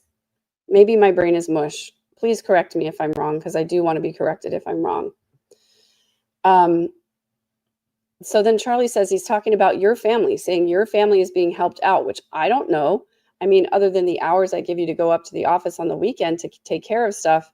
And this is, again, the narrative that Charlie kind of has put in his own head is that I heard this on a recording, and I can't remember if it was today or yesterday, but he thinks he hired Katie to work in the office on the weekend because I'm never there on the weekend. I don't know if she's up there doing it or not, but I come back in and it's clean and it looks good. So that's what, like, he's convinced himself in his mind.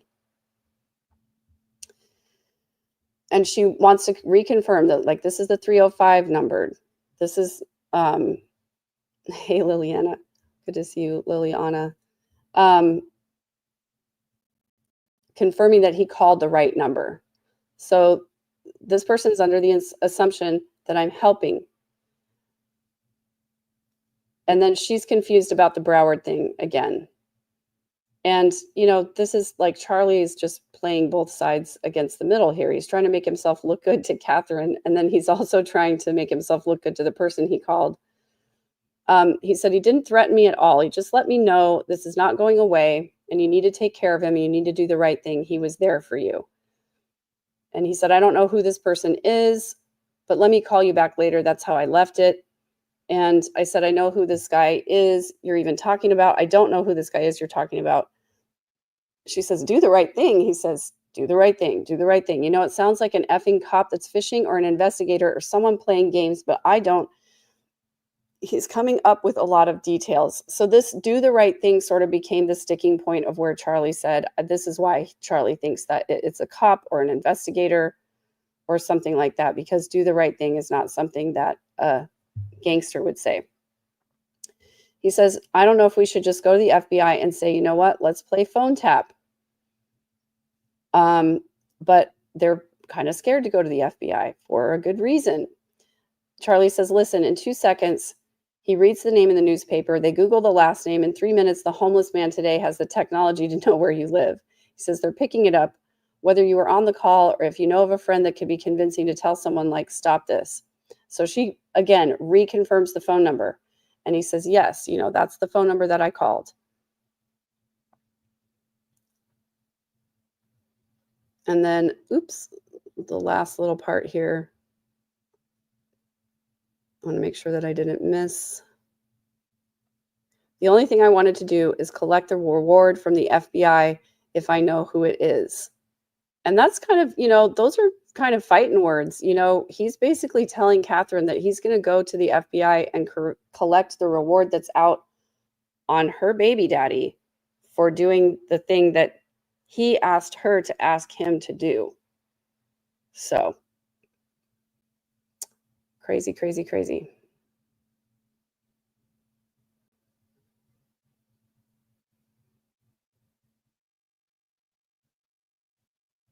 Oh, yes, I do use my communion cups for whiskey shots. That's true. So Tudo is a nickname for Sigfredo. You know, there were text messages that referenced him. So Charlie does know who Tudo is. And then the next exhibit is a text from Catherine Magbanawa. From Catherine Magbanawa to Sigfredo saying, I need you to call me right away, please. And then he does call. And she said, there's a meeting outside, blah, blah, blah. Okay, I have more information for you. And when I got a call this morning, I couldn't even take it because I had to step out of my meeting because I just heard about it because I got calls back to back. She says, I don't want my boss to come out. What was I going to tell you? Okay, so this person contacted the office. He says, go ahead. She said, supposedly his name is Simon, contacted the office saying I had given a piece of paper to this person there. Obviously, they're threatening. They're very close to reporting it already. So I suppose you just tell me everything on the phone because I don't have time. I'm working. Like, what is it? I want to handle this. I want to handle it right now.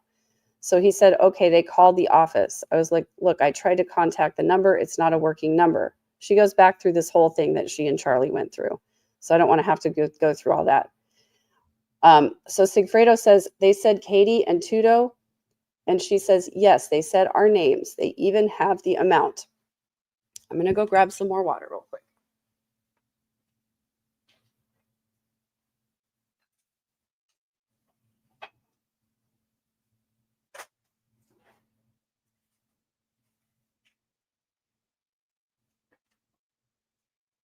See, actual water, smart Alex.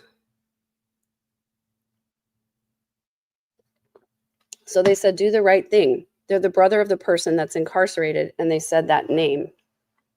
And that other person's name is getting too detailed. It's somebody that you know for sure. He said the other person, he's just trying to get him to talk more. He had maybe a New York accent to say the words a little bit more.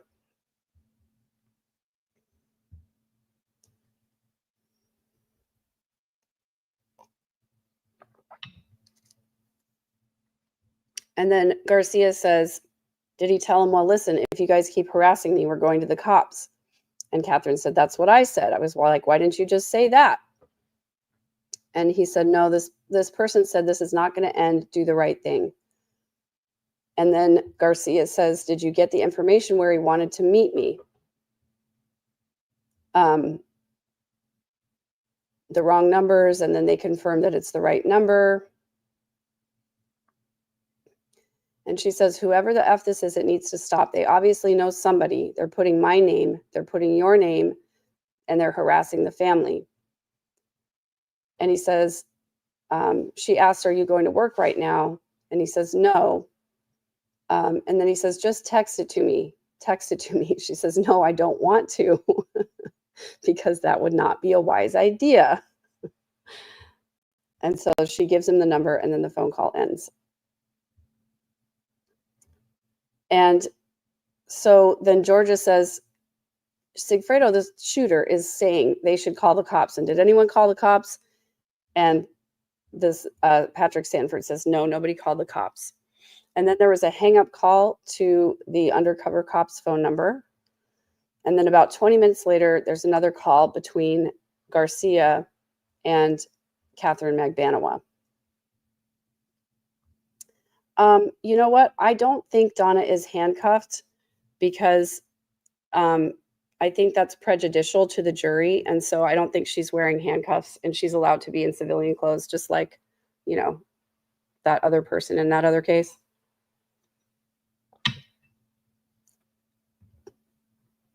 I guess technically this could be like gin or vodka or something, but that would not help my throat.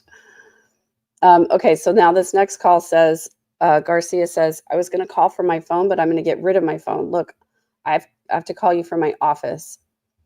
She says, Catherine says, no, I mean, call from somewhere else, but block it. Don't do it from your office. It's your office. You know what I mean? Don't do it from your phone. He says, no, I'm not calling you from my office. I'm talking on my phone, and I just dump it, get rid of it. I'll call you, but finding an effing payphone is impossible. Yes, it is. It's very, very difficult to find a payphone these days. But I know where the closest one is to my house. Do you know where the closest one is to your house, just in case? Catherine says, not yours, a friend's, like a friend's phone. Use a friend's phone. And that was it. George's hair is looking lovely today, by the way. And I like that color on her. And then there's another call between Garcia and Catherine Magbanawa. And we're almost there, you guys. We're getting there. We're getting there. Okay. I know there's a couple more calls to go through, but we're getting there. Garcia calls back and, you know, confirms the number once again. And there's some pretty unsavory language in this phone call, so I'm not going to repeat any of it. But basically, they're just trying to confirm that it's the correct number. And then Catherine tells him about the Broward reference that was made. And so that's an interesting little wrinkle that now Garcia knows about Broward reference. There's another hang-up call to the phone number. I believe somebody left a message but I don't think we have the recording of that. And then the next one is, guess what? Between Catherine and Charlie. So Catherine says, it was weird. I called the number. Oh, sorry. Yeah, hold on, blah, blah, blah. Okay, so it's weird. I called the number, right? And then Catherine. So I think Charlie is saying, I called the number. And like the answering machine, there's something in the answering machine now. Like some ghetto guy, like talking on an answering machine, and he said one of the names that you said, like, I don't understand the joke. I don't get it. So obviously this is a mistake in the transcript. Catherine is the one that is saying all of this. Then Charlie says, so it was just an answering machine. No one spoke to you. She says, no, they didn't pick up. And then I'm going to see if I can fast forward a little bit. Catherine says, I know how to block a call.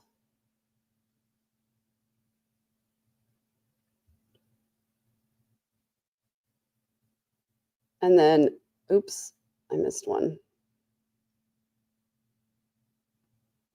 And then Charlie says, they're saying that I'm helping, or not me, but my family's helping a Katie and her family and some other guy that's name beginning with a 2. And I'm like, or sorry, a T. And I'm like, dude, I've never met any of these people. And then Charlie says, I was like, none of your business. So I was almost, in hindsight, I should have said, because this is a big family and there's lots of cousins, trying to intimidate the person with the size of his family, which I've never heard of that before, but all right. Charlie says, I want to know who in my family owes somebody money, because I'm going to go to that person and say, what's going on? He even brings up his brother Robert's name at one point. This guy said to me, listen, I was up with him in Broward and I know everything that went on, which is a lie. Charlie says, I don't want anyone to go to jail, because you know what? People get mad when they go to jail and they feel like they have to get somebody back. How you feeling about that now, Charlie? Charlie says, Katie, if they weren't talking about you and somebody's other guy who goes by the name T, seems like everybody goes by T these days, but whatever the guy's other name was, he said it so quick I don't even remember, but he wasn't talking about you, your name, and then some other guy's name that begins with a T. Catherine says, but you're just saying too much now. I don't even know what the F you're saying. Charlie says, I'm repeating to you what the guy said. She says, I know, I heard you the first time, but it's like, it's repetitive. And she gets mad at him for being repetitive. And don't worry, Catherine, we all feel the same way. So Catherine says, so I can send your mother an effing letter or meet your mother in the middle of the friggin' street? He says, yeah, let's find it. Catherine says, that's going to be the next call. Charlie says, yes, let's find him. She says, all right. Charlie says, what's his problem? Because he's about to have a big problem. And Catherine says, I'm about to have a big problem. It's just a bunch of silliness back and forth between these people. Nobody called 3 times to the undercover phone. So then I believe Catherine calls Charlie. This is still the 28th of April. This is still just like a couple of days after the bump. I think the bump happened on the 19th of April. So this is like a week later. It's just been, not that long since the bump happened, and all of this freak out is happening over all of that.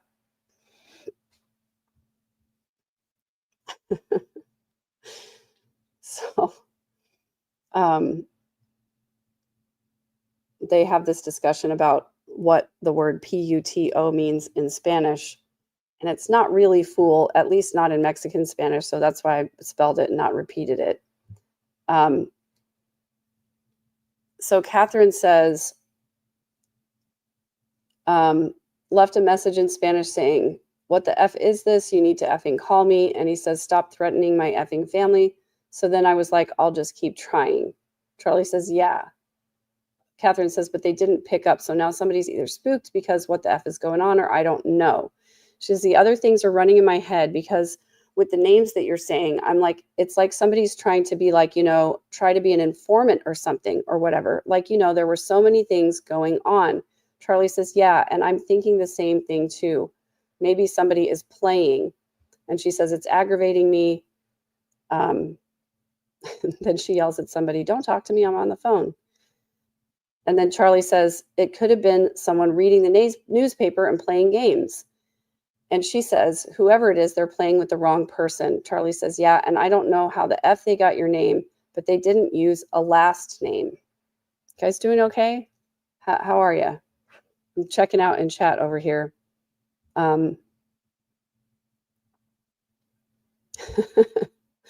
Katie's annoyed. Yep. Don't worry, Stephanie, you haven't missed anything super important. No wonder the family sacrificed Charlie. Exactly right. So hang on, I just missed that. I'm sorry, you guys. Let me go back just a bit. She says, so now Catherine is the one saying, so it's one of two things. And Charlie's like, yeah, I got you with that. She says, they're going to have a problem. Charlie says, they're going to have a problem with me too.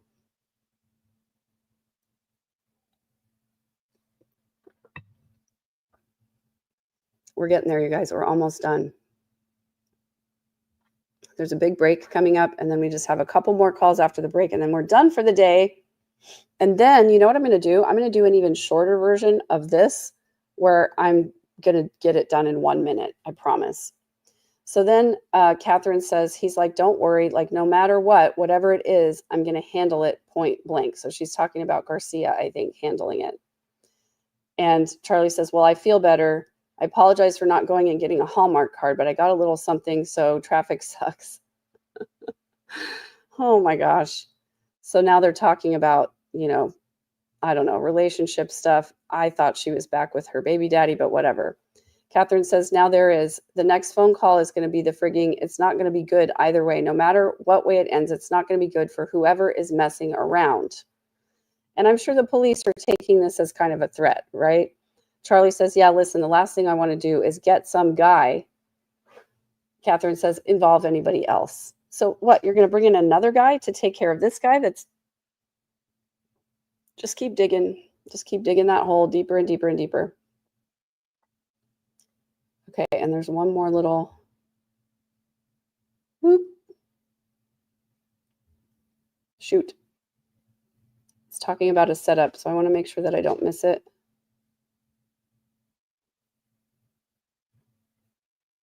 I feel like it's harder for me to rewind when I haven't paused it first. So Catherine says, it's like, what is this, like a setup, or what have you got? And all of this is like them talking over each other, kind of unintelligible. Charlie says, I will see that if someone owes anybody money, they'll pay, but they've got to give me a name because you're talking to the wrong people. And they're both kind of just talking tough to each other. And I think there's one more little highlighted part coming up here where I could be wrong.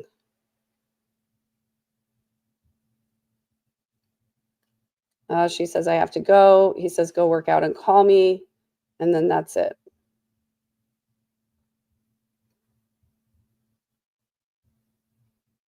Oh, nope, that's not it.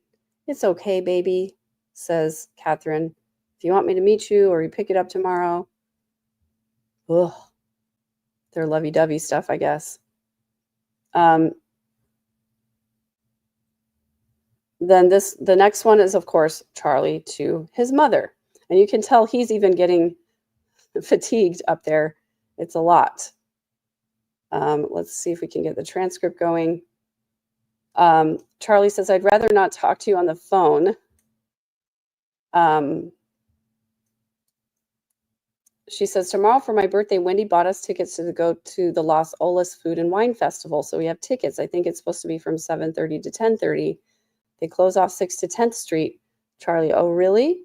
So Wendy said I should bring the kids to the courthouse on our way because otherwise we won't get there anytime that I can actually, drivable. It's like driving by Riverside Hotel. Endless discussions about traffic, crowds, tickets. Here we go. Charlie says, nothing big. I got to tell you, I think I'll tell you when I see you, but it's fine. So Donna says, let's talk tomorrow.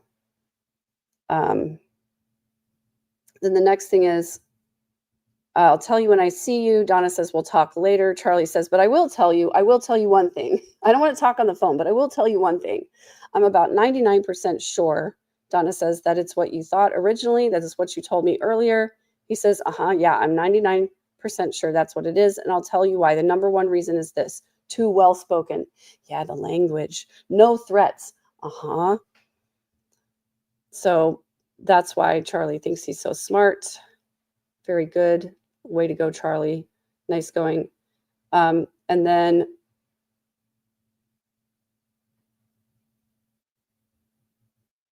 so anyway, but what I was, so I'll tell you when I see you, but it's nothing.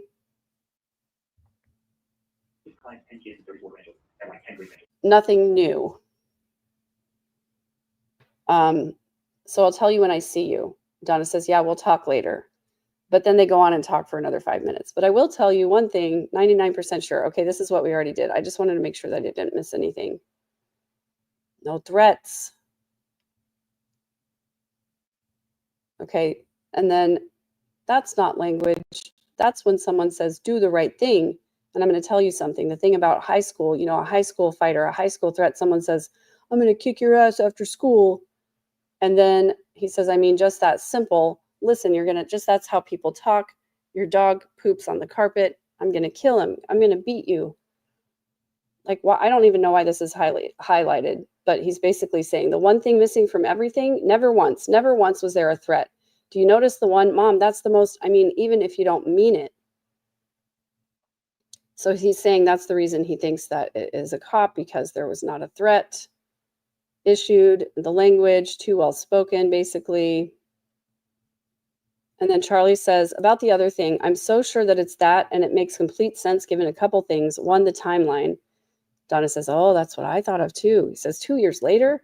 Charlie says, I mean, you have to understand they want, and listen, if I had any information, I would talk. I would help out. No, you wouldn't, because you do know, and you're not saying anything. He says, I don't have anything, but you got to understand, without a question, I would be beyond shocked if the family doesn't hire their own private investigators. Donna says, yeah. Charlie says, I would be beyond shocked, but really, what are they going to do? They're not going to be able to go knock on a door and go, hey, did you do this? Okay, just thought I'd stop by and ask. What? They have to come up with a plan, and that's going to stir the pot. So if there's something going on, like, what are they looking to achieve? What are they going to say? So that if there is something going on, like, what are they looking to achieve? What are they looking, you have to yourself, what are they looking to get out of doing this nonsense? No shots. Because the way you collect money is you go to someone and tell them what you can do that. You give them 48 hours and you tell them where to meet somebody. Sorry, they went away from the transcript, so I just wanted to make sure that we weren't missing anything. Yeah, Chuckles the Clown. According to the state, from commentary on STS, they're talking in code, but who can figure out the code? Well, okay, so here's what I think. I'm just going to let this keep running while I say this. I think that basically what Charlie is saying is that he's determined that it was a cop because of the timing. It was 2 years later.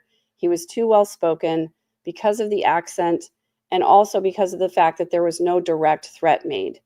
It was basically like, you're not paying attention to me, and something bad is going to happen, and then you need to take care of this and then do the right thing. Because the cop said, do the right thing, that's why Charlie thinks there's no direct threat involved. He says these people aren't looking for a check. What do you want to do? What's the thing that they want? And this is where Charlie is trying to get Donna to come up with an idea on her own, and it's just dumb. Donna says, well, I know what they want, but I mean, he says, there's nothing. Barking at the wrong tree. It's not us. It's not us. Charlie says, I got it, but they don't know that. So what do you think the one thing is that they want? They want everybody to start talking. Bingo! Finally, Charlie has won a prize. What has he won, everyone? He's won a lifetime vacation to Club Fed. Okay. They want you to hand deliver yourself because they think you know something, but they want you to hand deliver yourself, start talking as much as you can when you walk in. If the cops were to come to you tomorrow and say, Donna, come down to the station with us, we need to talk to you, you'd be like, you know what? I don't need this aggravation. Give me your business card. If I can help you or hear anything, I absolutely will. That's what the answer would be. But if you go ahead and you make it seem like you know you're being extorted or blackmailed or something crazy like that, then what are you going to do? You're going to go run down there and start talking yourself. It's like very clever of them. Donna says, it's clever of them. That's the deal. And Charlie says, or these are not, first of all, this is not someone who started doing this yesterday. So this is not someone who's dumb, someone who's super smart. And they know, listen, a lot of times this is what goes on. If someone comes, but it's real odd that it's a year. The amount of time that's passed is insane. It's actually been 2 years, and you said that before, but now the way that Charlie talks drives me insane because he never finishes a sentence. He's like, so I told her. So I said, I'm going to go down there, and don't get me wrong. I'm not trying to be rude. What I said is I'm going to go down there. Like that, it just drives me nuts. Anyway, I mean, there's no threats. Soon you'll be effed. What does that mean? Someone's going to write a bad review on Google tomorrow. And at this point in the chat, I would just like for you all to do yourselves a favor. Go on Google Maps and look up the Adelson Institute. I would do it now, but I'm too tired, and we're almost at 2 hours. And just go look and see. Somebody left a review that Charlie did a killer job, and I just think that's hilarious. It's almost like they were afraid to say they're going to break your leg. They were afraid to say they were going to hurt somebody. And Donna says, I just hope they don't go and brother Wendy. And Charlie says, well, listen, if they do, they bothered us enough. If they bother us anymore, they're not far from just going to the police. I mean, Wendy would go to the police too. And Donna says, that's right. So that's basically, I think, the most important stuff in this call. Charlie is now telling Donna that Catherine has a friend of hers who left a message for that person to call. I think that it was a guy. The guy was not very happy, let the person know on their voicemail, basically told them on their voicemail, you need to stop running your mouth or you're going to be having a very, very, very big problem, and ask the person to give them the call. That's the kind of message that I got this afternoon, is what Charlie says to Donna. Because it's the same guy, person's doing an awful job, blah, blah, blah, don't want you to see who you are, doesn't pass the 15 different things from the language, no threats. He just goes on saying how smart he is, having figured all this out. Very good job, Charlie. We all think you're wonderful. Do the right thing comes back in. That was the recurring theme of the day. Whatever you do, if you're an undercover cop, don't say do the right thing to Charlie. Somebody's being paid a lot of money to do a job, so they're trying to investigate. How do you get the investigation going? You try to get them talking. So again, he reiterates that he understands what's going on. Stirring the pot, see what comes up from the bottom. If this was your family member, you wouldn't hire a private investigator. Whoever they're trying to blah, blah, blah. Listen, that makes some of those guys really fast. Yeah. And I'm even done at this point reading Charlie's words because it's a bunch of repetitious nonsense. Okay, now we're going to take a big, huge break. And when we come back from the break, I think we have more of this same, or no, we have another call between Charlie and Catherine. This is how you know that somebody's listening in on your phone calls, guys. It's weird. It's really weird. Your phone was weird. It was like doing a dial tone. Charlie said it was weird. I tried picking up and you weren't there. Catherine was like, it went bring, bring, bring. And so I was like, okay, what's that? So anyway, it didn't sound right. That's basically how you know that somebody's listening in on your phone calls. Catherine doesn't have any gas. She needs gas money. How's work? Boring day. All of this very, very boring. Small talk. And is there anything highlighted? Because they're talking about kids' birthday parties. I want to make sure that we don't miss the highlighted stuff.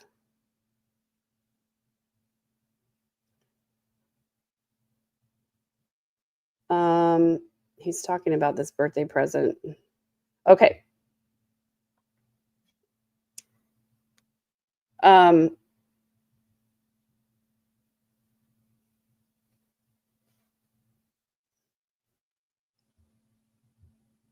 So Charlie basically says that he's going to put the money in the trunk. I think that's what is happening here. Am I wrong? Did I fast forward too much? Let me go back. Ooh.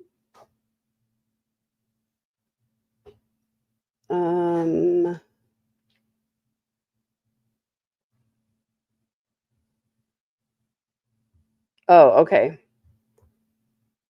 Obviously, not the money, but some other paraphernalia that smells bad. And Charlie talking about his Ferrari. They're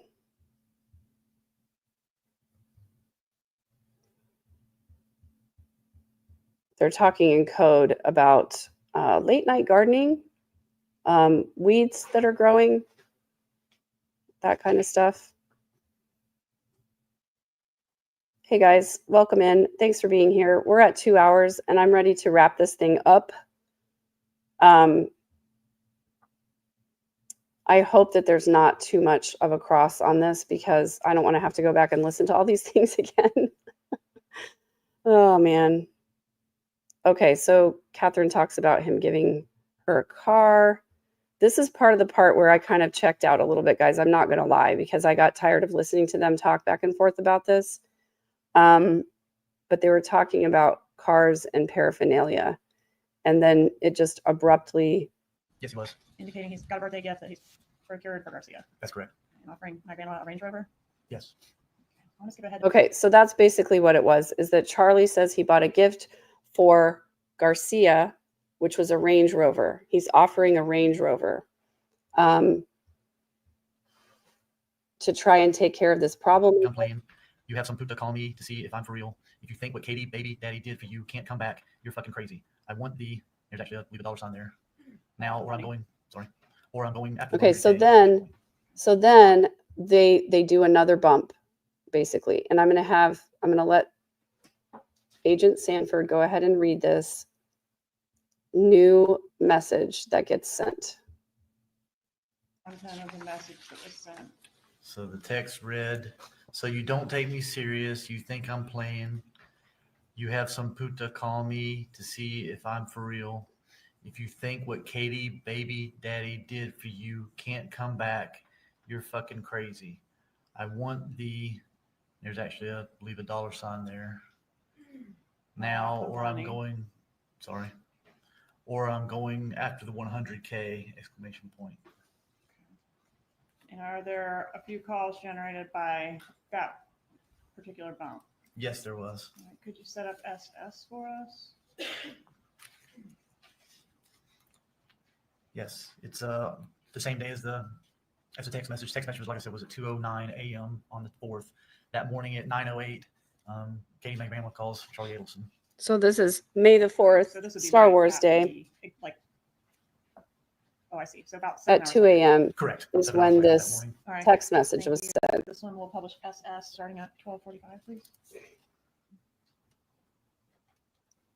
Muting. And guys, look how close we are. We've got this one and maybe one more. So maybe 3 more calls and then we're done. Okay.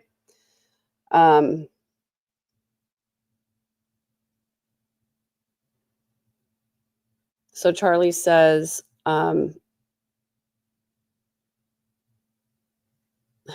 he put this in a bag in the trunk, and that was a birthday present for somebody, for anybody's birthday. So basically, I think he's collected the $5,000 and he's going to pay this person who did the bump. And Charlie says, well, would it be okay if you told him it was from me, or do you think that's a bad idea? Catherine says, I don't know. He says, well, you take a look at it and then you can tell me. And he says, open the effing thing. There's a very nice gift card in there.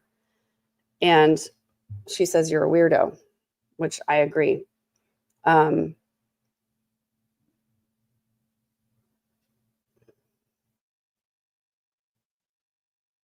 he's getting a present. It's a gift card. And they keep talking about like helping somebody. If I needed to help somebody. Charlie says, if you don't think it'll cause anything, you can tell him it was from me when you open up the present. And so now she's going to go look at it. She says, it's in my house. She says, I hid it. He says, go look at it and tell me if it's okay for his birthday present. Then Charlie says, dude, I got you tickets to the concert and the limo for her birthday. That's what, for her birthday, because she's like, where's my birthday present?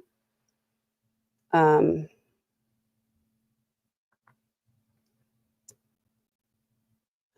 goodness.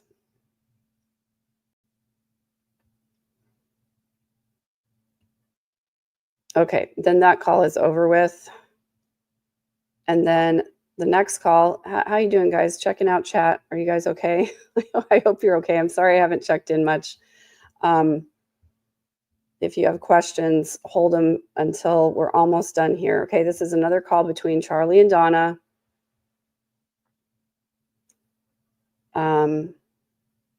Talking about using other people's money to make money. Huh, that's ironic. Charlie asks if everything else is okay. He says, for real, are you just saying that? She says, just saying. He said, yeah, I figured. Charlie said, did you see somebody today? She said, no, it's different, but I'll see you on Sunday. We'll talk. You don't want to come down and see me tonight? Donna says, no. Was it bad? She says, no, I'll just tell you. I'll see you Sunday and fill you in. He says, because I can kind of talk to you. I can tell you're not giving the appropriate responses. She says, yeah, that's why. He says, did somebody bother Wendy? Donna says, not yet. Charlie says, but you think they will? She says, oh, I don't know. Donna says, see you Sunday and we'll talk. And Charlie says, well, I think it's important that you see me before Sunday. And she says, well, where are you going to be tomorrow? Dad's off tomorrow. Maybe we can meet. He says, I'm meeting Doug in the afternoon. The next thing that is pertinent. See you tomorrow. Sounds good. Charlie says, I think it's just better that things get nipped in the butt early. It's nipped in the bud, Charlie, but okay. She says, I don't know why you wouldn't just call me and let me know. And she says, there's reasons. Let me talk to you tomorrow. And then they talk a little bit about logistics for meeting the next day. And there's one more. So I'm on my way to Miami right now just to meet with my parents. They want to, this is Charlie, sorry, Charlie talking to Catherine now. And he says, probably just about business stuff. They're always coming up with new ideas, blah, blah, blah. WW, please. So he tells Catherine that he's going to Miami to meet with his parents. Then this is Charlie and Donna again.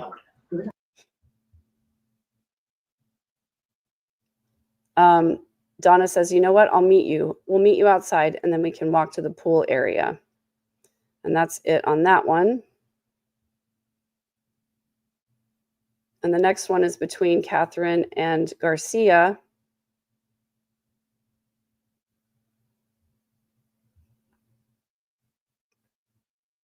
And Catherine says, what happened? I don't know. I have to talk to my parents. And I was like, okay. So Catherine is relating to Garcia that Charlie's going to go talk to his parents.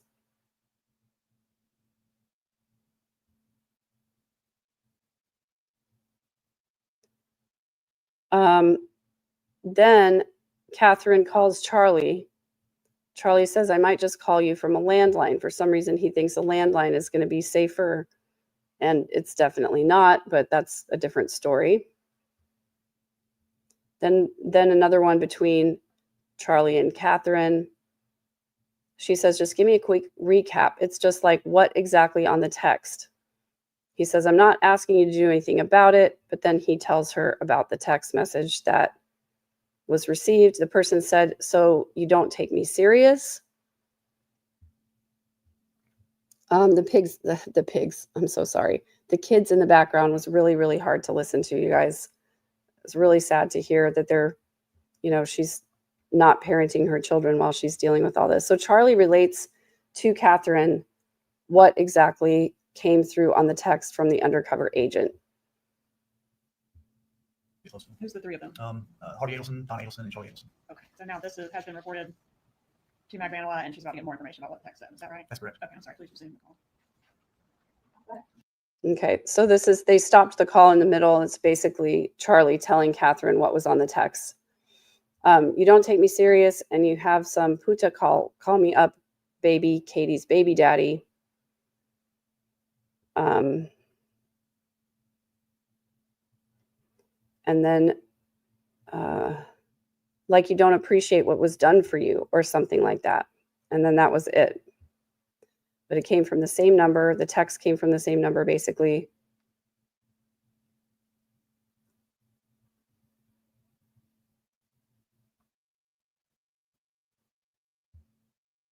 My that safety going to office.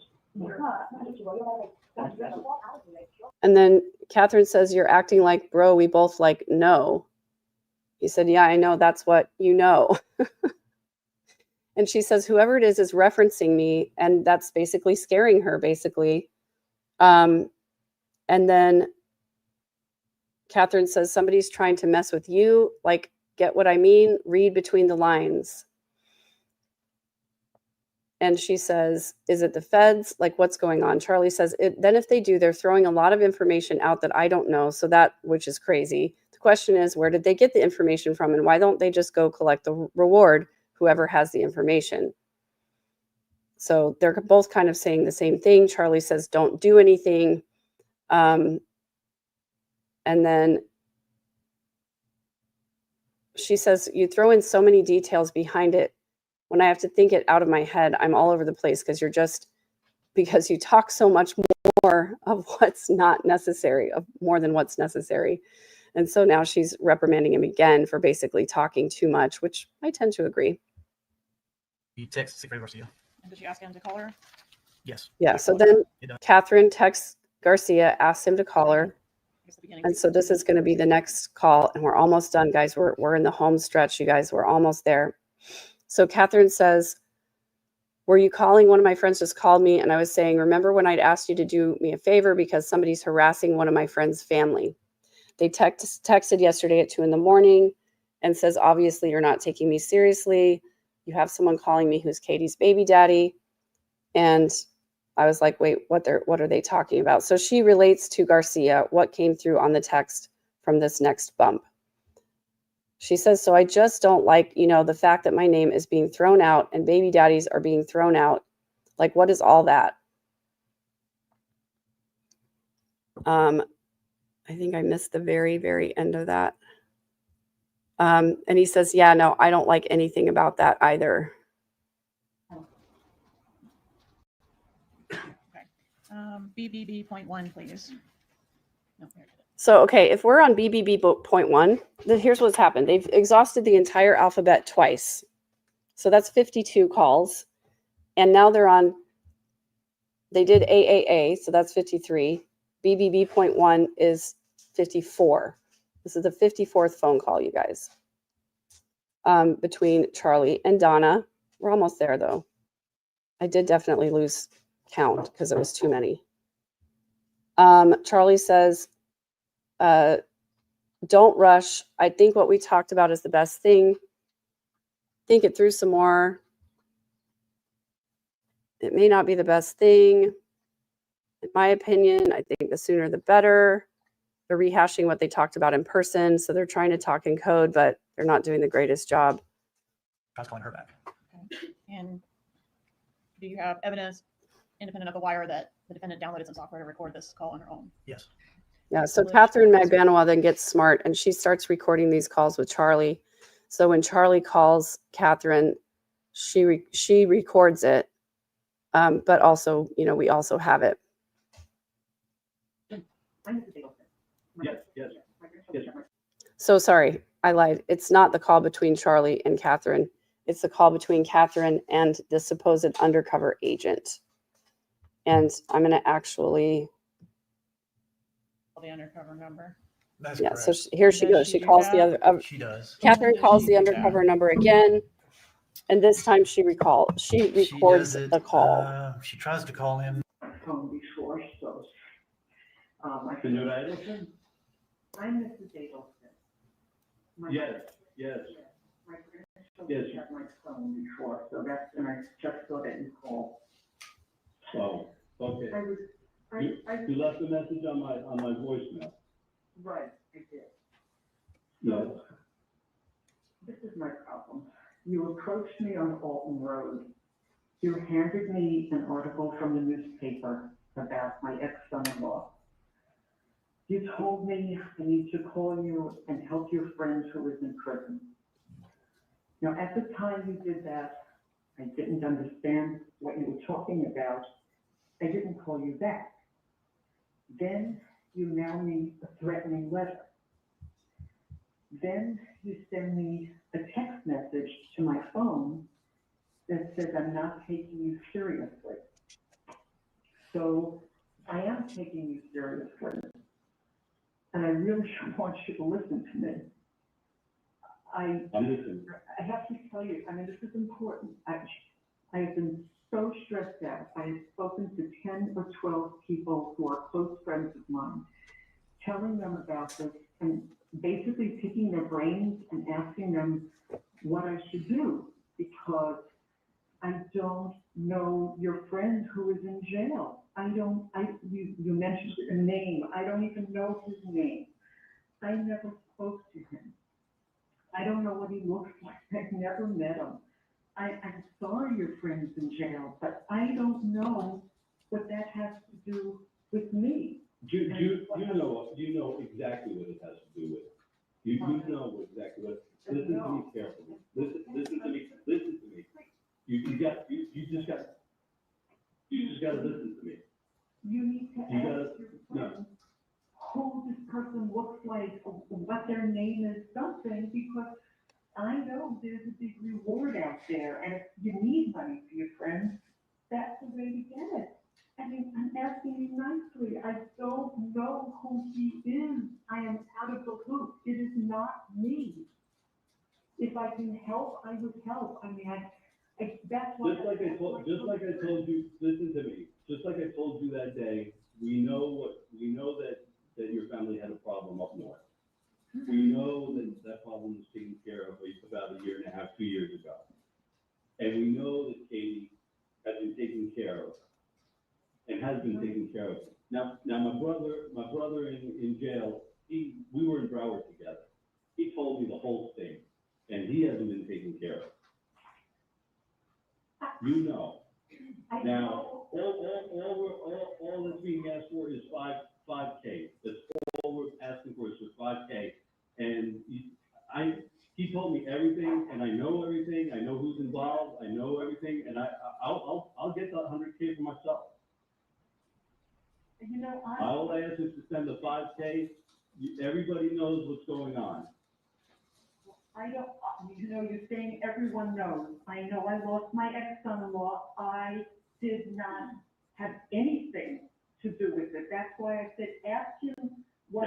That's what my brother Tato told me. He told me everything when we were in jail. He told me everything and who was involved. I know everything.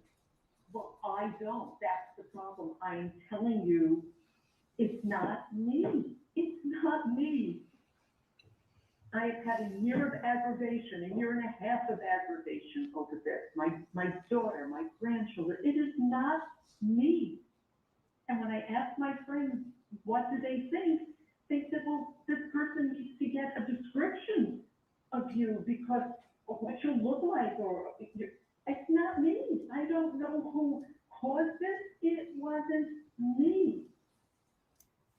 I mean, I don't know. I'll tell you, just like that day when I talked to you, this is not going away. This is not gonna go away because Suffolk told me everything.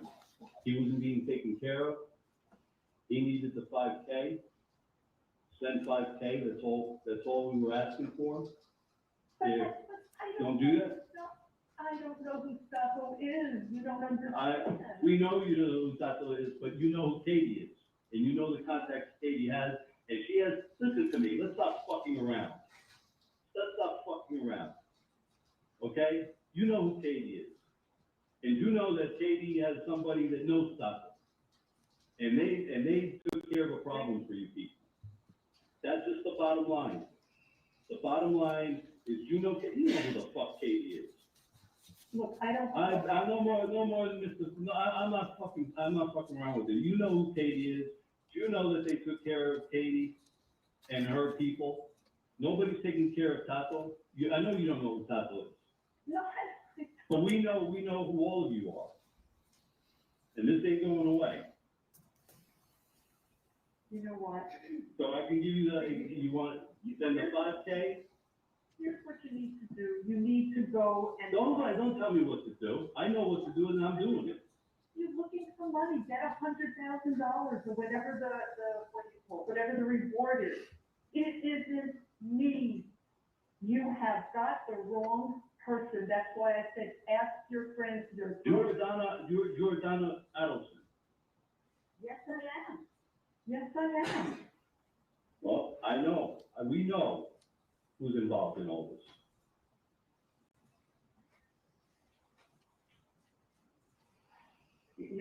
This is not making any sense. I mean, if you want the money, you should get it from the police. They can give you a whole lot more than you're asking me for money for someone. I can't do this. I have had too much stress and too much aggravation from this, and I don't know what you are talking about. I just don't know.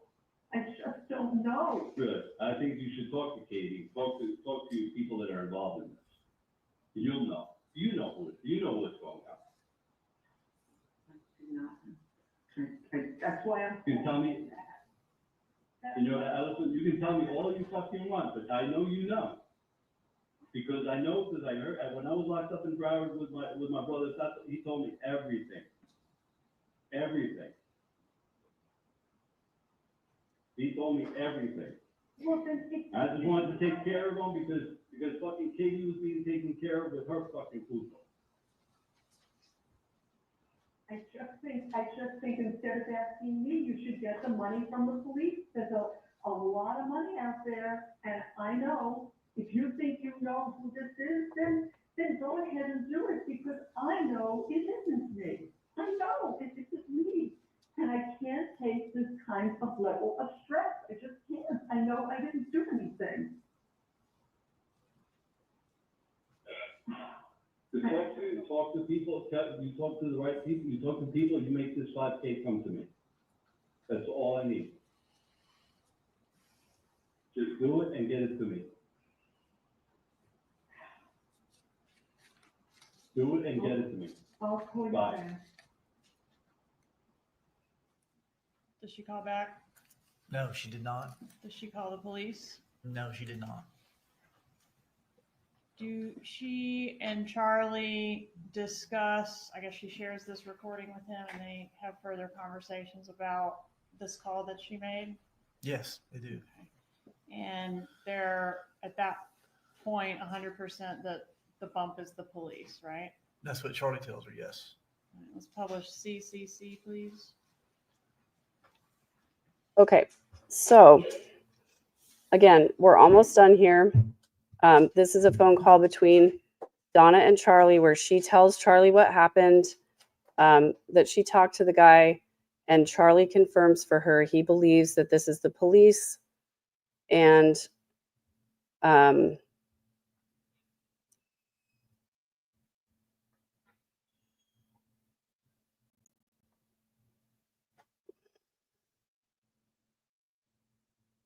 Donna had recorded this phone call, as I stated before.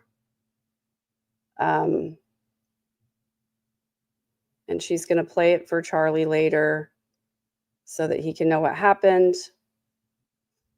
Using code, you talked to the patient for 8 minutes and they were nice. She says, not really, no. I'll tell you about the patient tomorrow.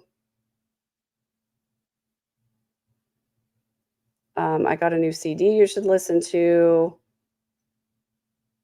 This is so, oh, sorry, I skipped. So Charlie calls Catherine, tells her in code that his mom talked to the undercover police officer that there's a new CD she should listen to. Record breaker, make you want to drop the mic. It's just so dumb, all of his stuff. Track is 4 or 5 minutes long.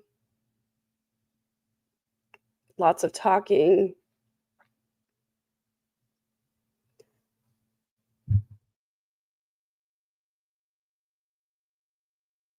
Excuse me, guys. Pot-bellied pig. You know what a pig is? And now he's talking about the police. I like dogs, not pigs. As long as they're housebroken, they're not all that bad. All of this code talking, that just really doesn't make any, like he mixes his metaphors. It's really very silly. Then the last one we have is between Donna and Charlie. And I'm just going to skip through a little bit because Donna's trying to get the kids in the car. Okay, here we go. So you and me both, the patient is being so, once you have these patients, they're so cooperative because, you know, if they go to the board of dentistry, she's talking about somebody going to the police. Oops.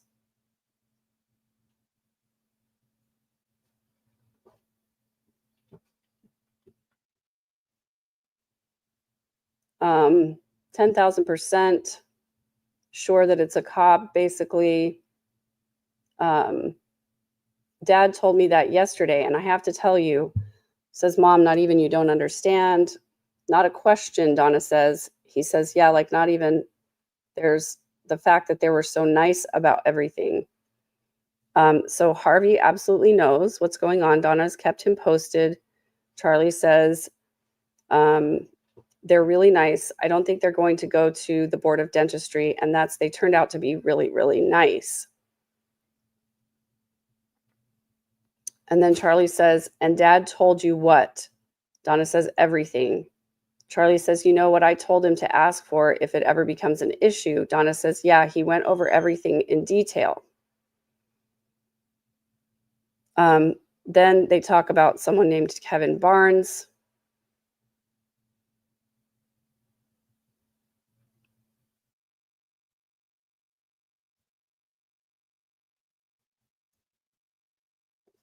And then Donna's going up to the office to do the billing. Donna says, and I said to Dad, you know, if I would go on a Thursday when the girls are there, then I can ask the billing questions I have, you know, directly. I don't have to leave these long lists of questions. And then they're kind of skipping.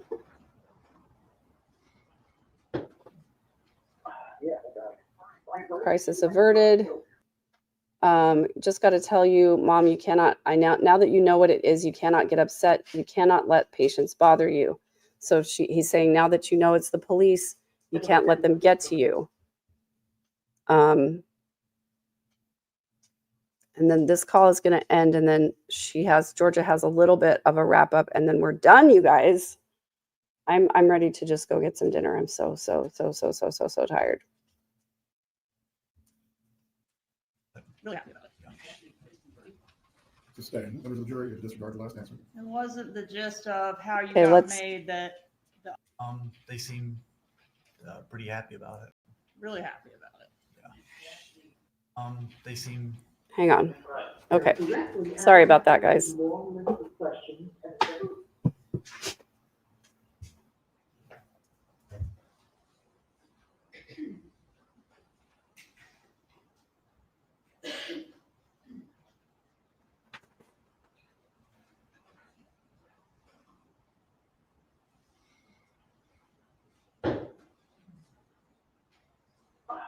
Yeah, thank God. Well, I am rolling into the icon garage, so careful.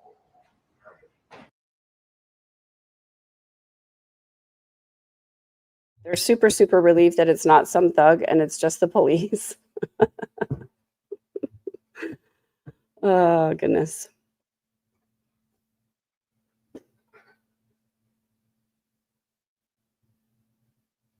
Trying to get to the end of this for you guys. Okay.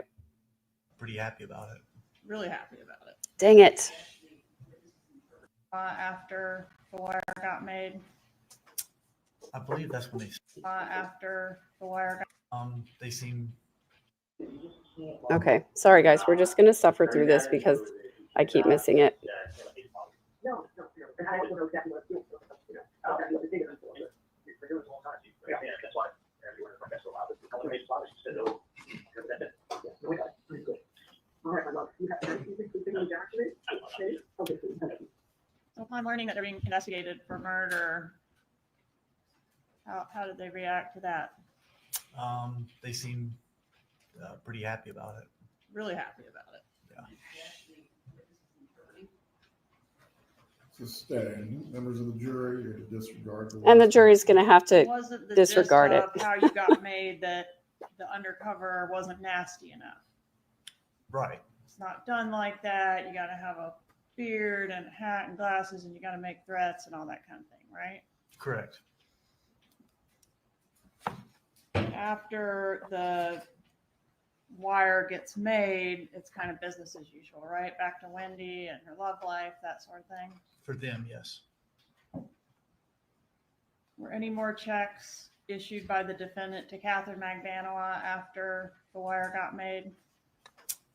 I believe that's when they stopped, if I'm not mistaken. I have to go back and look though. Yep, that's when they stopped paying Catherine Paying. Magbanua. 2016 is when they stopped, right? It was May of 2016, correct. And after you came off the wire, was there a time when law enforcement went into the Adelson Institute? There was. Could you tell us about that?